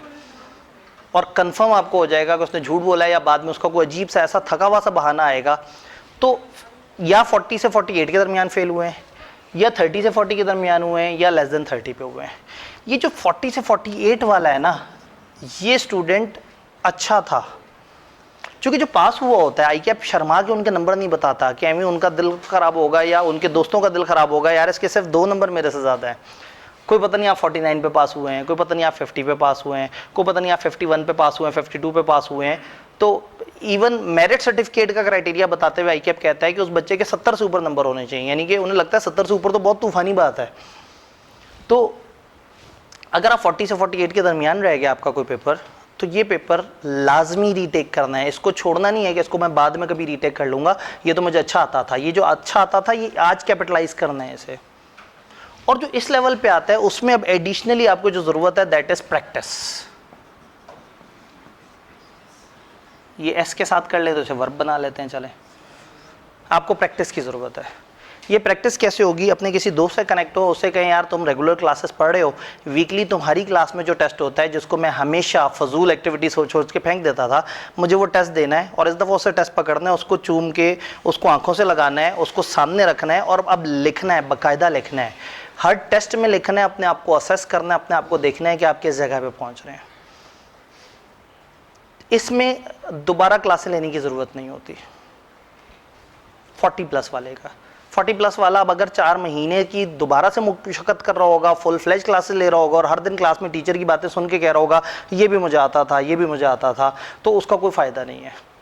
ये आपको बोलना नॉन कमर्शियल बात है। मैं एजुकेशनल कॉलेज में खड़े होकर कह रहा हूँ कि 40 से ऊपर वाले को क्लासें लेने की ज़रूरत नहीं है। वो जिन्होंने पोस्ट रिजल्ट के 9 बैचेज अनाउंस किए हुए हैं, वो स्टेज पर खड़े होकर कह रहा है कि नहीं लेनी क्लासेज अगर आप 40 से ऊपर हैं, आपको सिर्फ टेस्ट की ज़रूरत है। सिर्फ किसी क्लास से कनेक्ट हो जाएं और किसी अपने दोस्त के साथ कनेक्ट होकर टेस्ट देना शुरू करते हैं। टेस्टिंग की बहुत सारी और सर्विसेज भी होती हैं। फॉर एग्जांपल हम पिछले काफ़ी ईयर से ऑनलाइन टेस्टिंग करते आ रहे हैं। सीए फाइनल में हम फिजिकल टेस्ट भी करते थे। इस दफ़ा हमारे पास भी फिजिकल अपॉर्चुनिटी है, तो हम अपने वो पुराने वाले टेस्ट सेशन को दोबारा से लेके आए हैं, और यहाँ पे हम लोगों ने भी एक 15 टेस्टों का सिस्टम वो किया है, जिसमें वो लोग जो कि रिपीट कर रहे हैं या वो लोग जो अपने आप को साथ साथ असेस करना चाहते हैं, तो 12 वीकली टेस्ट हैं, एक क्वार्टर टर्म है, एक मिड टर्म है और एक फाइनल है। तो 15 टेस्टों के ऊपर अगले तकरीबन 4 महीने पर स्प्रेड हुआ एक पूरा पैटर्न है। उसका फ़ायदा क्या होता है? उसका फ़ायदा ये होता है कि जब आपको मैं कहता हूँ ना आपने खुद से पढ़ना है, क्लासों से नहीं पढ़ना। क्लास अक्सर लोग इसलिए ले रहे होते हैं कि टीचर एक तरतीब से चल रहा है, घर में आपसे वो तरतीब फॉलो नहीं होती। टेस्ट सेशन हमारे पास हो या ऑनलाइन हो या किसी भी कॉलेज का हो या किसी चलती हुई क्लास का, वो एक पैटर्न को फॉलो कर रहा होता है। आपको पता लग जाएगा कि इस हफ्ते का मेरा टारगेट है, मैंने चैप्टर नंबर 2 तैयार करना है फॉर एग्जांपल, तो जब आपको टारगेट मिलेगा और आपने उस हफ्ते टेस्ट में अपीयर होना होगा तो आपके लिए ईजी होगा कि आप अपने आप को ट्रैक कर सकेंगे साथ साथ। क्योंकि जो पोस्ट रिजल्ट में अब कोई सब्जेक्ट खुद से पढ़ता है ना, वो कहता है ये तो मैं कर लूँगा, फिर वो अपनी साथ वाली क्लासें पढ़ रहा होता है और वो क्लास जो उसकी छूट गई होती है, जो उसने खुद से करनी होती है, वो चली जाती है वीकेंड पे, फिर एक वीकेंड से अगले वीकेंड पे चली जाती है, फिर एक महीने से अगले महीने पे चली जाती है, और फिर आ जाएगा अगस्त जिसमें आप अचानक से अपने डब्बे में से उस अपने पुराने पेपर को निकालेंगे जो आपके मुताबिक 40 से 48 पे फेल हुआ है, लेकिन अब वो 30 से भी नीचे की कैटेगरी में जा चुका है। तो उसको छोड़ नहीं देना, उसको साथ साथ करना है। बगैर पैसों की आसान एक्टिविटी ये है कि किसी भी अपने कुलीग टीचर, वो कुलीग दोस्त के साथ वो करके कि भाई तुम जो क्लास पढ़ रहे हो उसके बस मुझे साथ साथ टेस्ट देते रहो, मैं उसको साथ साथ कवर करता रहूँ। इंटरनेट पे आप थोड़ा सा सर्च करेंगे तो फेसबुक पे पूरे कॉलेजेस के पूरे टेस्ट लोगों ने उठा के सवाब के तौर पर डाले हुए होते हैं। किसी भी तरीके से अपने आप को असेस करें। एक रेगुलेटेड वे में करना है तो हमारी भी एक एक्टिविटी है, लेकिन ऑब्वियसली अगर मैं ये एक्टिविटी का जिक्र करूंगा, उसके पैसों का जिक्र करूंगा तो गलत होगा, क्योंकि we are in a counselling session. मतलब मैं कोई प्रोडक्ट बेचने के लिए नहीं हूँ, मैं तो अपनी क्लासों में भी आने से मना कर रहा हूँ कि 40 से ऊपर आपको ज़रूरत नहीं है। पता लगा भी आप में से 2-3 लोग रिफंड कराने पहुंच जाएंगे, मैं मेरे 42 नंबर थे, सर ने क्लास में कह दिया कि वो नहीं करना। अगर आप इसके साथ टेस्टिंग करते हैं तो आपको वाकई ही क्लास की ज़रूरत नहीं है। अब मामला आता है 30 से 40। आप 30 से 40 के दरमियान रहे हैं तो आपको पता होता है कि आपने कुछ बेहतर परफॉर्म किया है, लेकिन कुछ ऐसे एरियाज हैं जहां आपकी वीकनेस थी। फॉर एग्जांपल सीएम में आपका बहुत अच्छा तैयार था, लेकिन आपको ब्रेक इवन पे मसला था। आपको जो है वो फॉर एग्जांपल इन्वेंट्री की जो वैल्यूएशन है उसके अंदर कन्फ्यूजन होती थी और EOQ आपको तकलीफ देता था। बाकी चीज़ें आपको समझ आती हैं कि गुड है, ये 14 नंबर का आपका सवाल तबाह हुआ, ये सवाल आपको सही नहीं आता था, इसकी एंट्री नहीं आती थी, तो आपको समझ आ गया कि मेरे 35 नंबर इसलिए आए हैं कि मेरे अच्छे खासे नंबर इन 3 टॉपिक्स ने वो कर दिए, बाकी टॉपिक्स ही आपने 16 पास पेपर भी हाथ से किए हुए थे। तो नो यू नो, ये हर बच्चे को पता है कि उसकी क्या वीकनेस है। ये मत मेरे से नहीं पूछें कि आपकी वीकनेस क्या है, कोई मेंटोर नहीं बता सकता। टीचर क्या करेगा, आप टीचर से कहेंगे सर बताएं मेरी वीकनेस क्या है, वो कहेगा अच्छा बताओ तुमने क्या क्या किया, आप उसे अपनी स्टोरी सुनाएंगे, उसी में से आपकी वीकनेस निकाल के आपको बता रहा होगा। तो इट इज़ यू जो डाटा पुट करते हैं। अगर आप कहेंगे सर मैंने 4 पेपर दिए, चारों पास हो गए, मैं आगे 4 पेपर उठा लूँ, मैं कहूँगा उठा लो। अब आपने अगर मुझे गलत डाटा दिया है तो फिर आपको जवाब भी गलत मिला है, तो अपने साथ तो नहीं धोखा करेंगे ना, अपने आप को तो सही डाटा देंगे। तो अपने आप को देखें कि आपका कौन सा टॉपिक वीक है, फिर आपने करना ये है कि ये उसी तरह से तैयारी को रिपीट करना है और ख़ास तौर पे ढूंढना है कि क्या इनकी कोई रिवीजन क्लास ICAP की वेबसाइट पे अवेलेबल है, क्या इसके कुछ इस तरह के लेक्चर्स अवेलेबल हैं जो पब्लिकली लेजिटिमेट वे में आपके पास ऑनलाइन यूट्यूब या इस तरह की जगह पे मौजूद हैं। क्या कोई कॉलेज, फॉर एग्जांपल एक कॉलेज है, वहाँ पे पोस्ट रिजल्ट क्लास हो रही है, आप उन्हें आके कहते हैं कि जी मुझे ये 3 टॉपिक तैयार करने हैं, कि आप मुझे सिलेक्टेड एडमिशन दे सकते हैं। तो हर किसी का अपना अपना एक मिजाज हो सकता है। मैं अगेन वही बात है, चूंकि मैं प्रमोट नहीं कर रहा, अदरवाइज ऑनलाइन के अंदर भी इस तरह से होता है कि लोग आगे सिर्फ टॉपिक्स में एडमिशन करा लेते हैं। तो अगर इस तरह का कोई टॉपिकल एडमिशन कहीं मिल जाए या आपको यूट्यूब की रिवीजन क्लासेस या उन चीज़ों से इन टॉपिक्स की तैयारी हो जाए तो बड़ा अच्छा है, फिर आपको क्लासेस लेने की दोबारा ज़रूरत नहीं है। आप प्रैक्टिस एंड एडिशनल वो वाले टॉपिक जो आपके कमज़ोर हैं उनको अगर आप किसी तरह से यूट्यूब से रिकॉर्डेड फॉर्म में, चूँकि आप क्लास में बैठेंगे तो आपको शायद थोड़ी सी दिक्कत हो, लेकिन 30 से नीचे जो है ना, फिर कोई हमारे पास गिद्दड़ सिंगी नहीं है। Ideally you should go for post result और proper post result, full fledge post result जो वाकई ही पोस्ट हो। ये ना हो कि कॉलेज आके फॉर एग्जांपल आप आए जी वो मैंने ऑडिट पढ़ना है आपदी साहब से, कॉलेज वाले कहेंगे हाँ अभी तो सिर्फ उन्होंने 5 चैप्टर्स कराए हैं, मसला ही कोई नहीं, अभी तो 11 चैप्टर्स रहते हैं, आपको उन 5 चैप्टर्स की वीडियोस मिल जाएंगी, वो तो आप फ़ौरन से देख लेंगे, आ जाएं। इस तरह के झांसे में नहीं आना। आपने पूछते हैं क्या उनका नया पोस्ट रिजल्ट का बैच है, कॉलेज का नहीं, तो आप कहें ठीक है कोई बात नहीं, मैं किसी और जगह किसी और टीचर से पढ़ लूँगा या इसी कॉलेज में किसी और टीचर से पढ़ लूँगा, लेकिन मुझे चाहिए पोस्ट रिजल्ट। इस बच्चे को चलती हुई क्लास में नहीं एडजस्ट होना, चाहे उसी टीचर की ही क्लास में दोबारा पोस्ट रिजल्ट में चला जाए, कोई मसला नहीं। हाँ, अगर आपने एक टीचर से पढ़ा हुआ है पूरा और उस टीचर का आपको पैटर्न पता है और आप उसकी चलती हुई क्लास में एडजस्ट होते हैं और आपको पता है कि आपने तैयारी इस लेवल पे की हुई थी, तो ठीक है, फिर आप इसमें, अब अगेन इसमें एक्सेप्शंस अवेलेबल है, लेकिन कॉमन रूल ये है कि अगर 30 से नीचे आप फेल हुए हैं तो आपको असूलन पोस्ट रिजल्ट में डेडिकेटेड नई क्लास उठानी चाहिए। इतने सारे कॉलेजेस की इतनी सारी नई क्लासें प्योर पोस्ट रिजल्ट के नाम से होती हैं, तो आप उस वाले में जाएं। आप चलती हुई क्लास में बैठेंगे तो आप सिर्फ कॉलेज को रेवेन्यू देंगे, आपको कुछ नहीं मिलेगा, क्योंकि आपको लगेगा कि मेरे पास पोर्टल पे 32 लेक्चर्स मौजूद हैं और सिर्फ 32 लेक्चर हुए हैं, ये 32 लेक्चर तो मैं 16 दिन में देख लूँगा, और 1.52 पे करूँगा तो मैं 11 दिन में देख लूँगा, और फिर अगर पोर्टल ने 4 दे दिया तो फिर तो 3 दिन में हो जाएगा, और अगर नहीं देखूँगा तो आज ही ईजी है। तो इस तरह के, तो एक तो ये है कि 40+ पे आप रहे हैं तो सिर्फ प्रैक्टिस, और हो सके तो टेस्ट सेशन, एक डेडिकेटेड इस तरह का टेस्ट सेशन जो कि आपको कर रहा हो। इस प्रोडक्ट को बताने में कोई हर्ज नहीं है। 2,500 रुपए की टेस्टिंग होती है, पूरे 15 टेस्ट जिसमें इतना सारा कुछ वो चल रहा होता है। आप कॉलेजों को मॉक दे दें तो 1,000 रुपये ले लेते हैं। तो ये 2,500 में mock, mid term, quarter term, 12 regular test, ये सारी चीज़ें इसमें अवेलेबल हैं। और सिर्फ यहाँ नहीं है, ऑनलाइन भी अवेलेबल है, किसी ना किसी और कॉलेज में भी अवेलेबल होगा। तो आप ये देखें कि अगर कहीं आपको प्रॉपर टेस्टिंग मिल रही है, ज़रूरी नहीं कि इधर ही आएँ, ताकि मैं ये कह सकूँ कि यहाँ पे कोई मार्केटिंग नहीं हुई। मैं सिर्फ टेस्ट सेशन सजेस्ट किया है कि टेस्ट में जाएं, और मैंने आपको फ्री तरीका भी बताया है कि चलती हुई क्लास के किसी स्टूडेंट से कनेक्ट हो जाएं और उससे टेस्ट लेना शुरू कर दें। डन। तो ये 3 सोल्यूशन है, testing, selected study and testing, और फुल फ्लैश स्टडी, जीरो से सारा कुछ साथ साथ लेके चलना। अब आखिरी बात, कितने पेपर दिए हों और कितने पेपर रहते हों तो क्या करना है, और ये डिस्क्वालिफिकेशन और ये वाले सारे मामलात क्या हैं, इनके ऊपर थोड़ी बात कर लें। क्योंकि फेसबुक पे तो इतना कचरा चल रहा होता है, और एक कमेंट आता है जी बता दें, वो बताते हैं, उसके बाद दिन में कोई 50 दफ़ा और टैग हो रहा होता है जी बता दें, जबकि वो बताया होता है, लेकिन बच्चा किसी और की पोस्ट नहीं देखता, वो कहता है मेरे ही सवाल पे जवाब आए, और जहाँ जवाब नहीं आया है तो टीचर गद्दार भी डिक्लेयर हो जाएगा। तो हुआ क्या था, मिसकंसेप्शन से दूर रहना है। मार्च 1, 2022 को आईकैप ने इफेक्टिव डेट बताई थी नई स्कीम की, बट नई स्कीम आई थी जुलाई 2021 में। जुलाई 2021 में आईकैप ने टीजर दे दिया था। आईकैप ने कहा था ये हमारी नई स्कीम अगली दफ़ा आ रही है, और उसमें ट्रांजिशन ये है कि अगर कोई BMBS पास कर लेगा तो उसका MF एग्जाम्प्ट हो जाएगा, कोई बिजनेस लॉ पास कर लेगा तो उसके 2 नए वाले पेपर खत्म हो जाएंगे। ये आईकैप ने बताया था जुलाई 16, 2021 को। सरप्राइज नहीं दिया। अब एक नई कैंपेन चल गई है सोशल मीडिया पे कि ये तो अचानक से सरप्राइज मिला था, 1 मार्च को आके हमें पता लगा कि मार्च की अटेम्प्ट पहली अटेम्प्ट है। ऐसा नहीं है।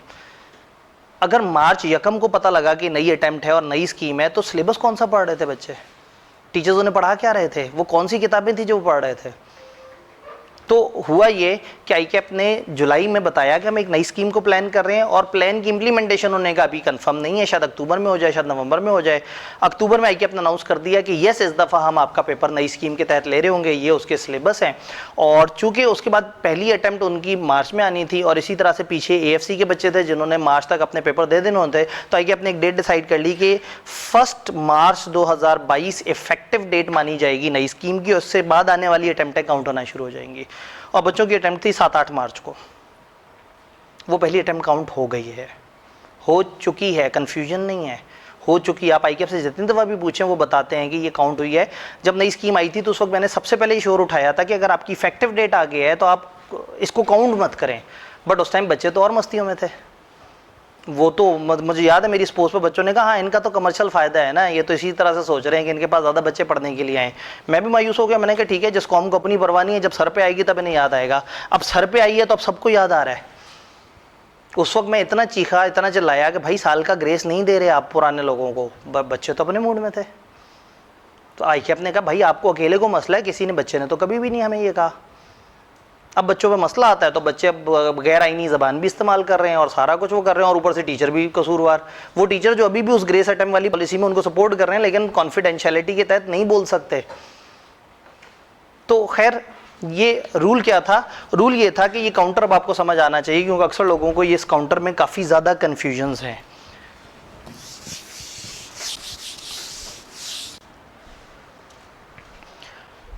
ये फरमाइशी प्रोग्राम है डिस्क्वालिफिकेशन का। मुझे खास तौर पे लोगों ने कहा है कि आपने इसके ऊपर ज़रूर बात करनी है कि ये क्या है और किस तरह से। जब नई स्कीम आई तो अटेम्प्ट्स का काउंटर कुछ इस तरह से शुरू हुआ कि आपके नंबर ऑफ पेपर्स ने मल्टीप्लाई हो जाना है 6 मंथ से। मैं ये कहता हूँ ये कंफ्यूज करने वाली बात है, इसको मल्टीप्लाई कर दें 1 अटेम्प्ट से, ज़िंदगी आसान हो जाएगी। 4, 3, 2 या 1 पेपरों के लिए मिल गए 2 साल, यानी कि 4 अटेम्प्ट्स। और ये 4 अटेम्प्ट्स हैं स्प्रिंग 22, ऑटम 22, स्प्रिंग 23 और आने वाली ऑटम 23। ये 3 अटेम्प्ट्स गुजर चुकी हैं, और ये अटेम्प्ट रहती है उन लोगों के लिए जिनका 1, 2, 3 या 4 पेपर रहते थे at the time of commencement of new scheme, and वो पुराने स्टूडेंट थे। अभी पुराने स्टूडेंट कैसे कहते हैं? पुराने स्टूडेंट उसे कहते हैं जिसने ऑटम 21 का पेपर दिया हो। ऑटम 21 या इससे पहले जिंदगी में कभी उसने कैफ का एक दफा भी पेपर दे दिया तो वो ओल्ड स्टूडेंट है। और जिन्होंने पहली ही अटेम्प्ट जिंदगी की अपनी इसमें दी है स्प्रिंग में, तो वो न्यू स्टूडेंट काउंट होगा। तो न्यू स्टूडेंट को तो ग्रेस अटेम्प्ट्स पहले से अवेलेबल थी। जो न्यू स्टूडेंट है जो स्प्रिंग 2022 में या उसके बाद पहली दफा अपीयर होता है, उसको आईकैप देता है 4 साल। इन 4 साल में अगर आपने 6 पेपर पास कर लिए तो इजाफी 2 पेपर, अगर मतलब 2 या 2 से कम रह गए हैं तो आपको एक इजाफी साल मिल जाता है। तो उनको 4 साल मिलेंगे या 5 साल मिलेंगे, डिपेंडिंग अपॉन कि उनके आखिरी पेपर कितने हैं। और आईकैप ये मानता है कि अगर एक बच्चा 5 साल में या 4 साल में 3-4 पेपर ही पास कर रहा है तो वो गलत फील्ड में ट्राई कर रहा है। ज़िंदगी में बहुत सारी और खूबसूरत फील्ड्स मौजूद हैं, उसे वहाँ जाना चाहिए, उसको एक्सप्लोर करना चाहिए। बच्चा जिद में आ गया है, ये सिर्फ पेपर पे पेपर दे रहा है और पेपर कई दफ़ा दे भी नहीं रहा होता वो बच्चा। तो ये उन्होंने इस तरह से कुछ स्कीम बनाई थी कि ये यूं काउंटिंग होगी, 4 से ऊपर जो है वो अटेम्प्ट से मल्टीप्लाई होना था। यानी 5 है तो उसको 6 मंथ से मल्टीप्लाई होना था, फिर उस मंथ को 6 महीने 6 पे डिवाइड करते, तो उस तरफ नहीं जाते। 5 पेपर जिसके रहते थे नई स्कीम आने के वक्त, उसको उसके पास 5 अटेम्प्ट थी, 6 वाले 7 वाले 8 वाले के पास उतनी अटेम्प्ट्स थी। जितनों के इतने पेपर रिमेनिंग रहते थे उनको ये अटेम्प्ट्स मिलनी थी। तो ऐसे में प्रॉब्लम ये आई हुई है कि ये जो 5 वाले हैं इनकी तो अभी डेडलाइन आने में मजीद अगली से अगली अटेम्प्ट है। ये जो इस कैटेगरी में आ रहे थे ना, इनकी वो डेडलाइन आ गई। अब आईकैप ने ये कहा कि अच्छा चलो ठीक है, आपने इन 4 में से 4 अटेम्प्ट्स में 2 भी निकाल लिए ना, तो आईकैप ने अब दे दी 2 बोनस अटेम्प्ट्स। Spring 24, autumn 24। लेकिन ये किसको मिलेगी? जिसका less than equal to 2 papers remaining होंगे। This is important to know. अगर ऑटम 2023 देने के बाद भी आपके 3 पेपर पेंडिंग है तो ग्रेस अटेम्प्ट आपको नहीं मिल रही। तब आप कहेंगे कितना बड़ा जुल्म है। अगर आपके 3 पेपर रहते हैं तो इसका मतलब है कि आपने 4 अटेम्प्ट्स में इन 4 में से कितने पास किए हैं? 1। तो आपको साल भी मिल जाता तो क्या होना था? दिए थे ना ये अपने 2 साल। 2 साल पे तो आप फेसबुक पे यही पूछते रह गए कि ग्रेस अटेम्प्ट्स मिलेंगी या नहीं मिलेंगी। हर अटेम्प्ट में क्या ये आखिरी अटेम्प्ट है? ठीक है, ये आखिरी अटेम्प्ट है, आ गई है ऑटम 2023। ग्रेस का आईके अपने बाद में बताया कितना कोई सीरियस है लोग अटेम्प्ट के पहले दिन से, कितना को पढ़ रहे हैं क्लासों में। हमारी अभी तक ईद की छुट्टियां ही नहीं खत्म हो पा रही, बच्चे वापस ही नहीं आए अभी तक ईद से। हम क्लासों में हर दिन जो है वो सोच रहे होते हैं कि अल्लाह करे ईद से बच्चे वापस आके क्लासों में नजर आना शुरू हो जाए। तो स्टूडेंट अपनी साइड पे क्यों नहीं देख रहा? ये बहुत आसान है कि आप फेसबुक पे जाएं और कहें आईके बहुत बुरा है, जाहिल है, फजूल है। वो कहेंगे तुमने एडमिशन क्यों लिया था, निकल जाओ। आपने एडमिशन लिया है, आईकैप के रूल्स हैं, आप उन पे एतराज़ करें, ज़रूर करें, लेकिन आप फिर अल्टरनेटिव सोचें। ये जितनी एनर्जी इस एतराज़ पे पिछले 6 महीने से लग रही है, वो 6 महीने में इस अटेम्प्ट को सही से देके 2 पेपर निकाल लेते। इस अटेम्प्ट से पहले से ये झगड़ा चल रहा है ना, इस अटेम्प्ट में 2 पेपर निकाल लेते कोशिश करके। अभी फिर अटेम्प्ट आ रही है, यानी बच्चा जो वहां कह रहा है कि आईकैप ने ये 2 अटेम्प्ट्स क्यों दिए, आईकैप को तो और ज्यादा अटेम्प्ट देनी चाहिए, आईकैप तो जालिम है। इसका मतलब है वो बच्चा आज मान के बैठा हुआ है कि उसने ऑटम 23 में कुछ नहीं पास करना है। तो जो आज मान के बैठा हुआ है उसने क्या कर लेना है आगे? एटीट्यूड जरूरी है, डिटर्मिनेशन जरूरी है, माइंड गेम है। अपने आप को अंदर से चार्ज करना है कि ठीक है अभी आखिरी अटेम्प्ट है, मैंने करना है। तो ये 2 अटेम्प्ट्स उसको मिलेंगे जिसके 2 या 2 से कम पेपर रहते होंगे। अब इनकी मैं बात नहीं कर रहा, इनकी तो अभी लास्ट वो आया ही नहीं, इनका तो अभी इनके ऊपर डिस्कशन नहीं हो रही। इसकी तो लास्ट आएगी कहीं स्प्रिंग 24 में जाके, इसकी ऑटम 24 में आएगी, इसकी मजीद आगे आएगी, इसकी मजीद आगे आएगी। इन लोगों की बात नहीं हो रही। इस वक्त बात हो रही है 4 या 4 से कम पेपर जिनके रहते थे, उनकी 4 अटेम्प्ट्स में से 3 गुजर चुकी हैं और चौथी ये आ रही है। और यहाँ सच्ची बात है, जुल्म कोई नहीं हुआ। हाँ, आज हम इसको इमोशनल ड्रामा बनाना चाहें तो बना सकते हैं कि 1 मार्च इफेक्टिव डेट थी, 7 मार्च को पेपर हुआ था, तो आईकैप तो बड़ा जालिम है, इसने 7 दिनों में पहली अटेम्प्ट ले ली। भाई आईकैप अक्टूबर से किताबें देना शुरू हो गया था, आईकैप ने पिछले साल के जुलाई में अनाउंस कर दिया था। तो ऐसा नहीं है कि अचानक से बच्चों पे बम फुट गया। आईकेएप ने प्रॉपर्ली अनाउंस किया, लोग उस टाइम पे पढ़ते नहीं है। मैंने उस टाइम पे एक सेशन किया, लोगों को समझाया, झंझोड़ झंझोड़ कर समझाया, और मेरे बारे में जनाब वो कर दिया, ये तो कमर्शियल हो गए, ये तो अपना बीएमबीएस बेचना चाह रहे हैं। मैं सबसे कहा भाई बीएमबीएस दे दो, एमएफए से बच जाओगे।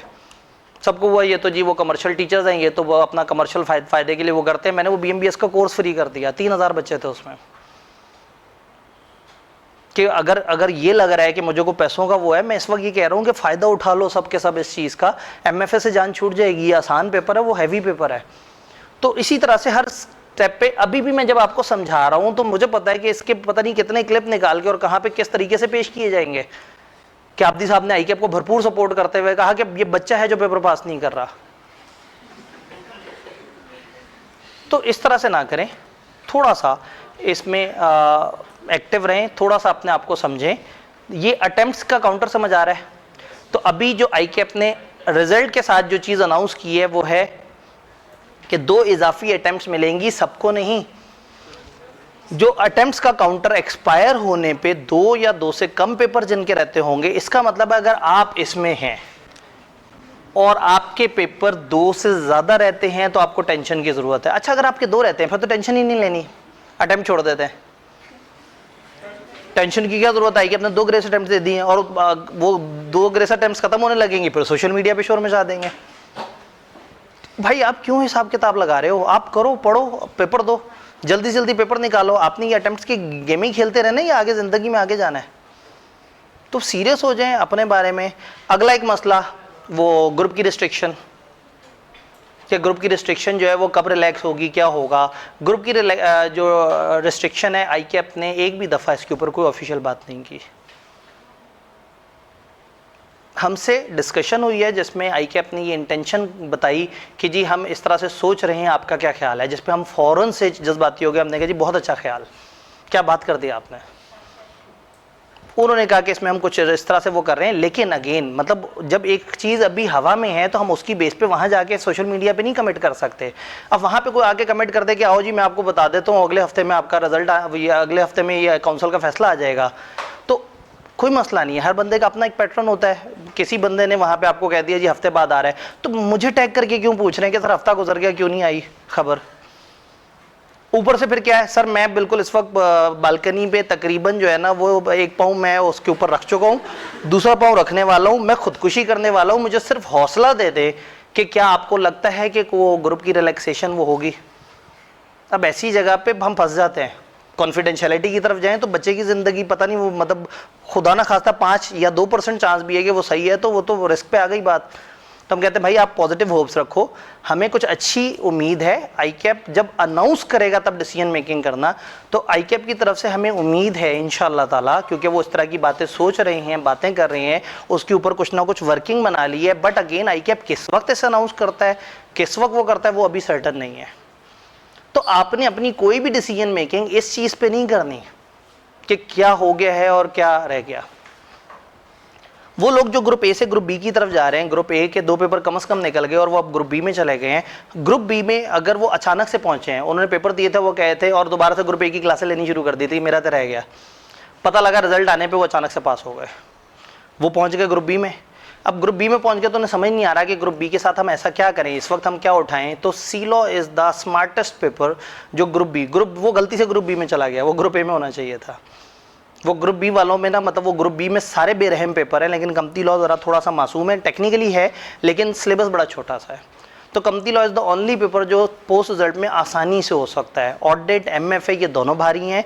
FR2 का ताल्लुक आपके FR1 से काफ़ी ज़्यादा हो, मतलब इस तरह से है कि आपकी FR1 की अगर साउंड नॉलेज होगी, आपको अकाउंटिंग से लड़ना आता होगा, तो FR2 इज़ तकरीबन वैसी अकाउंटिंग कुछ एक्स्ट्रा टॉपिक्स के साथ। तो आप चूज़ करना चाहें तो FR2 भी चूज़ कर सकते हैं और आसान है आपके लिए कमती लॉ, लेकिन MFA और ऑडिट मत चूज़ करें, वो सीनियर पेपर्स हैं।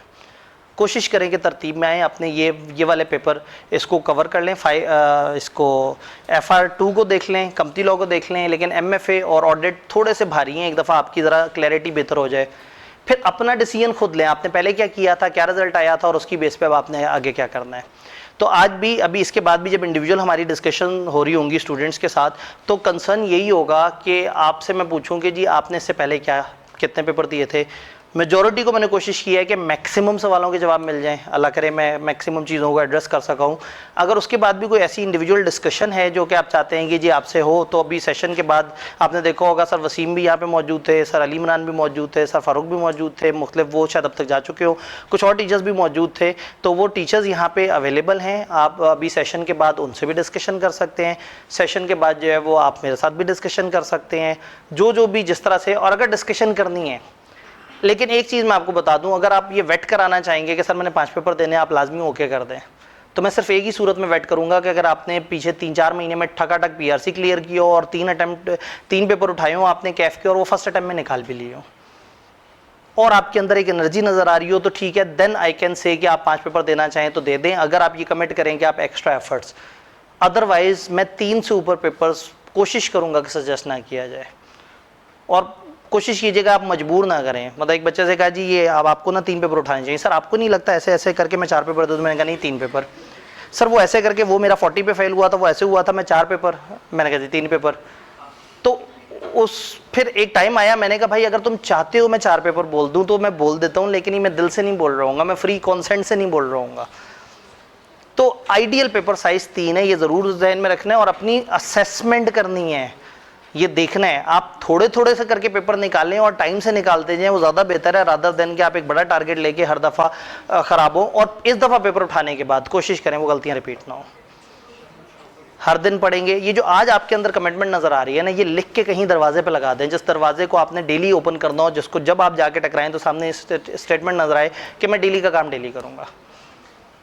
और ये सारी चीज़ें साइड पे हो जाएं, सारी चीज़ें कम हैं अगर आप एक वादा कर लें, फेसबुक या सोशल मीडिया के टाइम को कंट्रोल कर लें। मैं नहीं कह रहा कि आप 7 घंटे मत लगाएं, 6 घंटे मत लगाएं, लेकिन फिर उन 7 घंटों के अलावा कुछ ना हो और उन 7 घंटों में पढ़ाई ना हो। पढ़ाई 4 घंटे लेगी, सोशल मीडिया 7 घंटे लेगा, कोई दुख नहीं है, लेकिन ये दोनों इकट्ठे होंगे तो 11 घंटे सोशल मीडिया लेगा। पढ़ाई तो उजड़ जाएगी, उसके लिए फोकस चाहिए। सोशल मीडिया पे तो जो भी कचरा मचाना है मचा सकते हैं, डन है। और अंदर से एक पॉजिटिव इंसान को जगाए रखें। जब आप मायूस है ना, जब आप कह देते हैं मेरे से नहीं होगा, फिर नहीं होना। मैंने इसलिए एग्जांपल दी है कि एक बच्चा जिसको नफरत है कंपनी लॉ से, जहर लगता है, वो उस पर एफर्ट करके वो आगे चला जाता है। मैं अपनी कैरियर में बताऊं, मुझे सीए में आते हुए सबसे बड़ा दुख ये था कि इसमें तो बड़े बोर से लॉज होते हैं और ख़ासतौर पे कंपनियों के लॉ तो बड़े मुश्किल से खुश से होते हैं। अल्हम्दुलिल्लाह आज कॉर्पोरेट लॉ का मैं पाकिस्तान में एक ऑथेंटिक बंदा माना जाता हूँ। अल्हम्दुलिल्लाह आईकेप की किताब नहीं है फाइनल में कॉर्पोरेट लॉ की, मेरी किताब सोर्स के तौर पे इस्तेमाल होती है। वहाँ किताब ही नहीं है, सिरे से किताब नहीं है। वो सब्जेक्ट जिससे मुझे नफरत है, मेरे से आज भी कोई पूछे कि क्या सबसे बुरा लगता है, मैं कहूँगा लॉ। अब ये एक अल्लाह का निज़ाम है। आप अगर एफर्ट करते हैं, मुझे बुरा लगता था लेकिन मेरे कॉलेज को चाहिए था, बच्चे उसमें थे। मैं हमेशा मतलब मुझे ऑडिट की निस्बत बिजनेस लॉ में चाहता हूँ मैं ऑडिट पढ़ाऊँ। कॉलेज कहता था बी लॉ के 4 बैच दे दें, वहाँ पे सैकड़ों बच्चे आ रहे हैं, ऑडिट तक तो वैसे ही बच्चा मरने वाला हो गया होता, थोड़े से बच्चे रह गए, कहीं ना कहीं चले जाएंगे। तो वो FR2 की क्लास वो जवाद साहब की होती थी सुबह 9:30 बजे ख़त्म, और मेरी ऑडिट होती थी शाम 3:30-4 बजे। अपने ही सब्जेक्ट इतने फासले पर रखे होते थे और दरमियान में लॉ के बैचेस भरे हुए होते थे। तो अगेन एक मेरी पसंद थी कि मैं लॉजिकल सब्जेक्ट को डील करूँ, एक किस्मत मुझे दे रही थी, तो मैंने जो किस्मत की तरफ से मिल रहा था उस पर मेहनत करना शुरू कर दी। अल्लाह का शुक्र है उस बिजनेस लॉ ने इतनी रिकग्निशन दी है कि अब वो मेरे ऊपर लेबल लग गया बिजनेस लॉ का, बड़ा गंदा लेबल है, ठीक है, लेकिन अल्लाह का शुक्र है उसने रिस्क दिया। अल्लाह का शुक्र है कि उसकी वजह से लोगों को बात कर सके, उसकी वजह से कॉलेजेस को फ़ायदा हुआ और अब अपने कॉलेज को भी फ़ायदा हो रहा है, ठीक है। तो ये सारी डिस्कशन है, उम्मीद है मैं आप लोगों को काफ़ी बोर किया होगा। कोई ख़ास ओवरऑल जनरल सवाल इन चीज़ों को लेके, कोई जनरल पॉलिसी या इस तरह की चीज़ को लेके?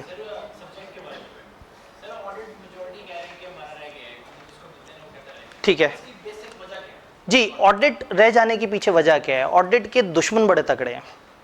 ऑडिट के लेफ्ट राइट खड़ा हुआ है MFA और FR2, ये दोनों न्यूमेरिकल हैं। मैं पूछता हूँ लोगों से कि बिजनेस लॉ और FR1 जब दोनों आपके सामने थे तो आपने क्या किया? बच्चे ने FR1 को 80% टाइम दिया होता है, ठीक है।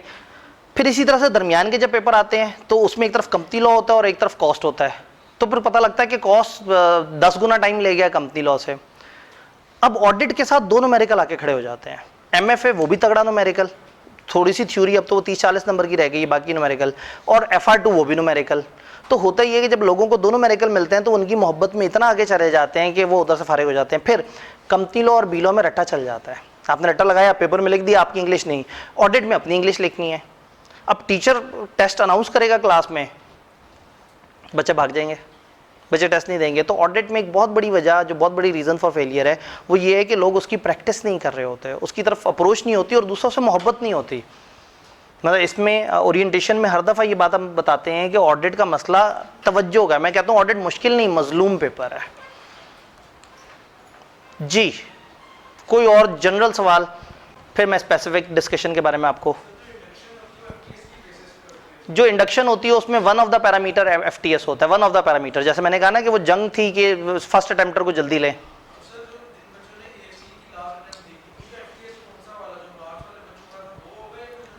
देखें, उनको एफटीएस उस वक्त एलोकेट हुआ होगा जब आईकेप में रजिस्टर हुए होंगे। अगर वो रजिस्टर हुए एएफसी के स्टूडेंट के तौर पे तो उनको वो वाला एफटीएस मिला होगा। और अगर वो मार्च से ऑनवर्ड रजिस्टर हुए होंगे तो कुछ लोग क्या करते हैं, पहले रजिस्टर होते हैं, 3 महीने बाद इम्तिहान देते हैं, कुछ रजिस्ट्रेशन और इम्तिहान इकट्ठे देते हैं तो उस हिसाब से उनको एफटीएस मिलता है। ठीक है, नहीं, एक मिनट, ये एक कंफ्यूजन है। लोगों ने रजिस्टर हुए, 2 बच्चे रजिस्टर हुए, दोनों रजिस्टर हुए सितंबर में किसी भी ईयर में, दोनों को मिल गया सेम एफटीएस। एक बच्चे ने दिसंबर में पीआरसी दिया और मार्च में फास्ट ट्रैक में लॉ दे दिया फॉर एग्जांपल, और एक बच्चे ने कुछ भी ऐसा नहीं किया, उसने दिसंबर में पेपर दे दिया, दिसंबर जनवरी फरवरी में पेपर दे दिया। इन दोनों का एफटीएस सेम है। फर्म क्या करेगी, फर्म कहेगी फलाना एफटीएस से ऊपर के बच्चे या फलाना एफटीएस तक के बच्चे, तो वो एक बेंचमार्क सेट कर देते हैं। तो ये दोनों बच्चे फर्म की नज़र में, ज़्यादातर फर्म की नज़र में सेम है। कुछ फर्म्स होती हैं जो आपसे पेपर बाय पेपर अटेम्प्ट भी पूछ रही होती हैं। हर फर्म का अपना फॉर्म होता है। इस पर हम एक सेपरेट काउंसलिंग सेशन करते हैं, फर्म का इंडक्शन सेशन। उसमें हम फिर ये फर्म से रिलेटेड जो मसलों मसाइल हैं इनके ऊपर बात करते हैं। जी, वो हम आपको बताता हूँ कि एग्जैक्टली जिस दिन आपका आखिरी एग्जाम होता है उस दिन शाम में हम यहाँ पे कर रहे होते हैं। अभी आपको हमारे यूट्यूब पे पिछले सेशन की वीडियोस भी मिल जाएंगी, उसमें भी छोटी छोटी ये डिस्कशंस हुई हुई हैं। जी,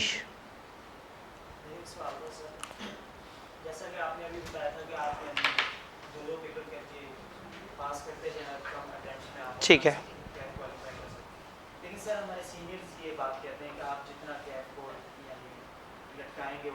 जी बिल्कुल, सीनियर कहते हैं कि कैफ जितनी देर से करेंगे उतना नुकसान है, और सर ने सजेस्ट कर दिया है कि आप 2-2 पेपर करके दे दे, इसमें फ़ायदा है। अच्छा, 2-2 पेपर करके कितने अरसे में कैफ होगा?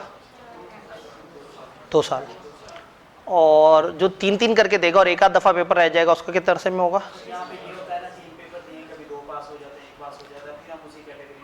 हाँ, अब टेक्निकली क्या है, 3 दिए, कोई से 2 पास हो गए, और कई दफ़ा 3 दिए 1 पास हो गया, क्योंकि आपने वो सारी एनर्जी 2 के बजाय 3 पे वो कर दी। तो एक चीज़ मैं क्लियर कर दूं, मैं नहीं ये सजेस्ट कर रहा कि 2 पेपर दिए जाए, मैं कह रहा हूँ अपनी कैपेसिटी को समझा जाए। तो हो सकता है एक स्टूडेंट जो 3 पेपर दे के 1 पेपर पास कर रहा हो, वो 2 पेपर दे और दोनों निकाल ले। मैं उसका रेट ऑफ सक्सेस बढ़ाने की बात कर रहा हूँ। तो ये जनरल गाइडेंस नहीं है, मैं कई दफ़ा रिपीट किया, मैं फिर से रिपीट कर दूँ। आइडियल पेपर साइज़ है 3। मैं ये मानता हूँ कि आइडियली 3 पेपर सबसे आइडियल है। लेकिन अगर एक स्टूडेंट पीछे से स्लो हो रहा है, किसी वजह से रुकावट हो रही है, वो नहीं कर पा रहा, तो एक दफ़ा थोड़ा सा बैकफुट पे जाए, 2 पेपर दे। जैसे अगर एक स्टूडेंट मुसलसल 2-3 अटैम्प्ट से पेपर दे रहा और नहीं पास हो रहा ना, उसे क्या, नंबर कम करो पेपर्स के, 2 पेपर दो, और पेपर भी वो उठाओ जो कि थोड़े से लेस वो हैं भारी। उससे आपको ज़िंदगी में वापस आने की मोटिवेशन मिलेगी। अब एक बंदे के पेपर ही नहीं पास हो रहे और वो उठा ले सब कम्बिनेशन के, ऑडिट उठाऊंगा, एमएफए उठाऊंगा और वो उठा लूँगा फॉर एग्जांपल कॉस्ट अकाउंटिंग, तो वो रुल जाएगा।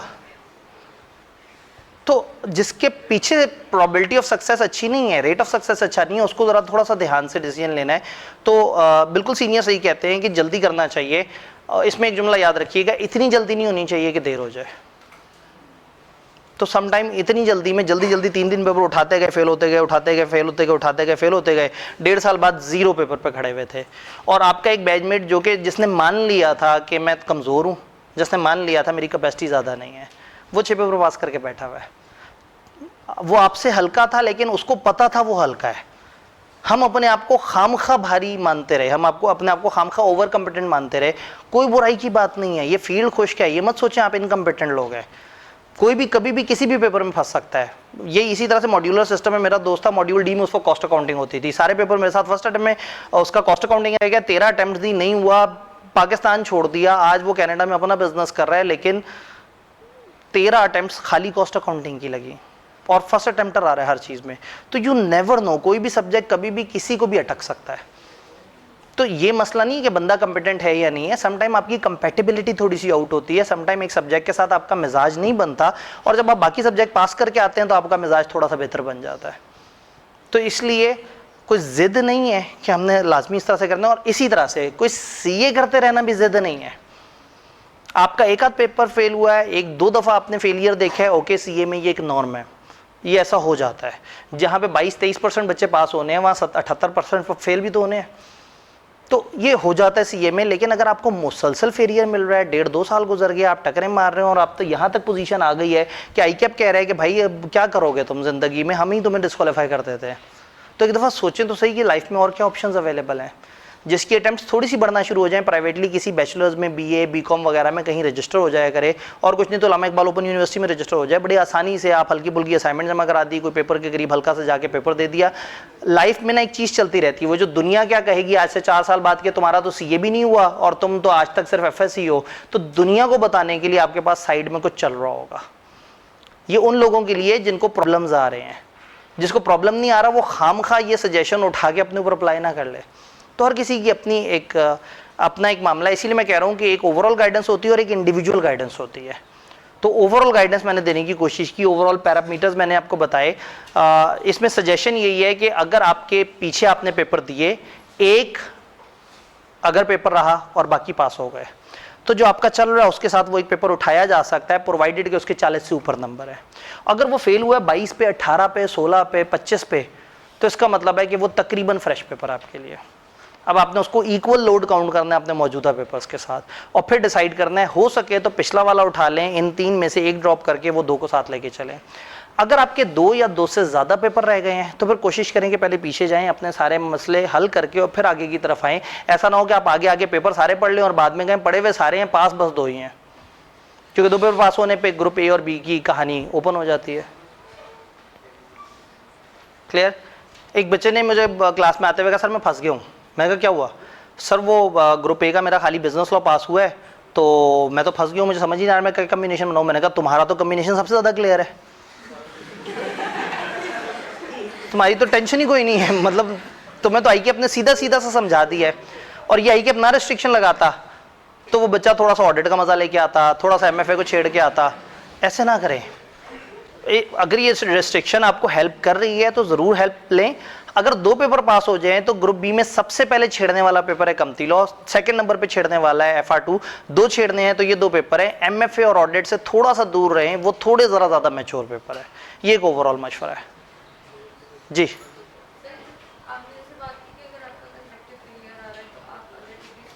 ठीक है जी, अगर आपने शुरू में कुछ पेपर पास किए और उसके बाद फॉर सम रीज़न फेलियर आना शुरू हो जाए तो इसका मतलब है कि दरमियान में कुछ रीजंस आई हैं। इसका मतलब है this is not your capacity, this is not your compatibility, there are some other factors जिसकी वजह से प्रॉब्लम आ रहा है। तो एक दफ़ा ज़रा इसको रिकग्नाइज करना ज़रूरी है कि वो क्या प्रॉब्लम्स हैं, वो क्या इशूज़ हैं जिनकी वजह से पढ़ाई नहीं हो पा रही।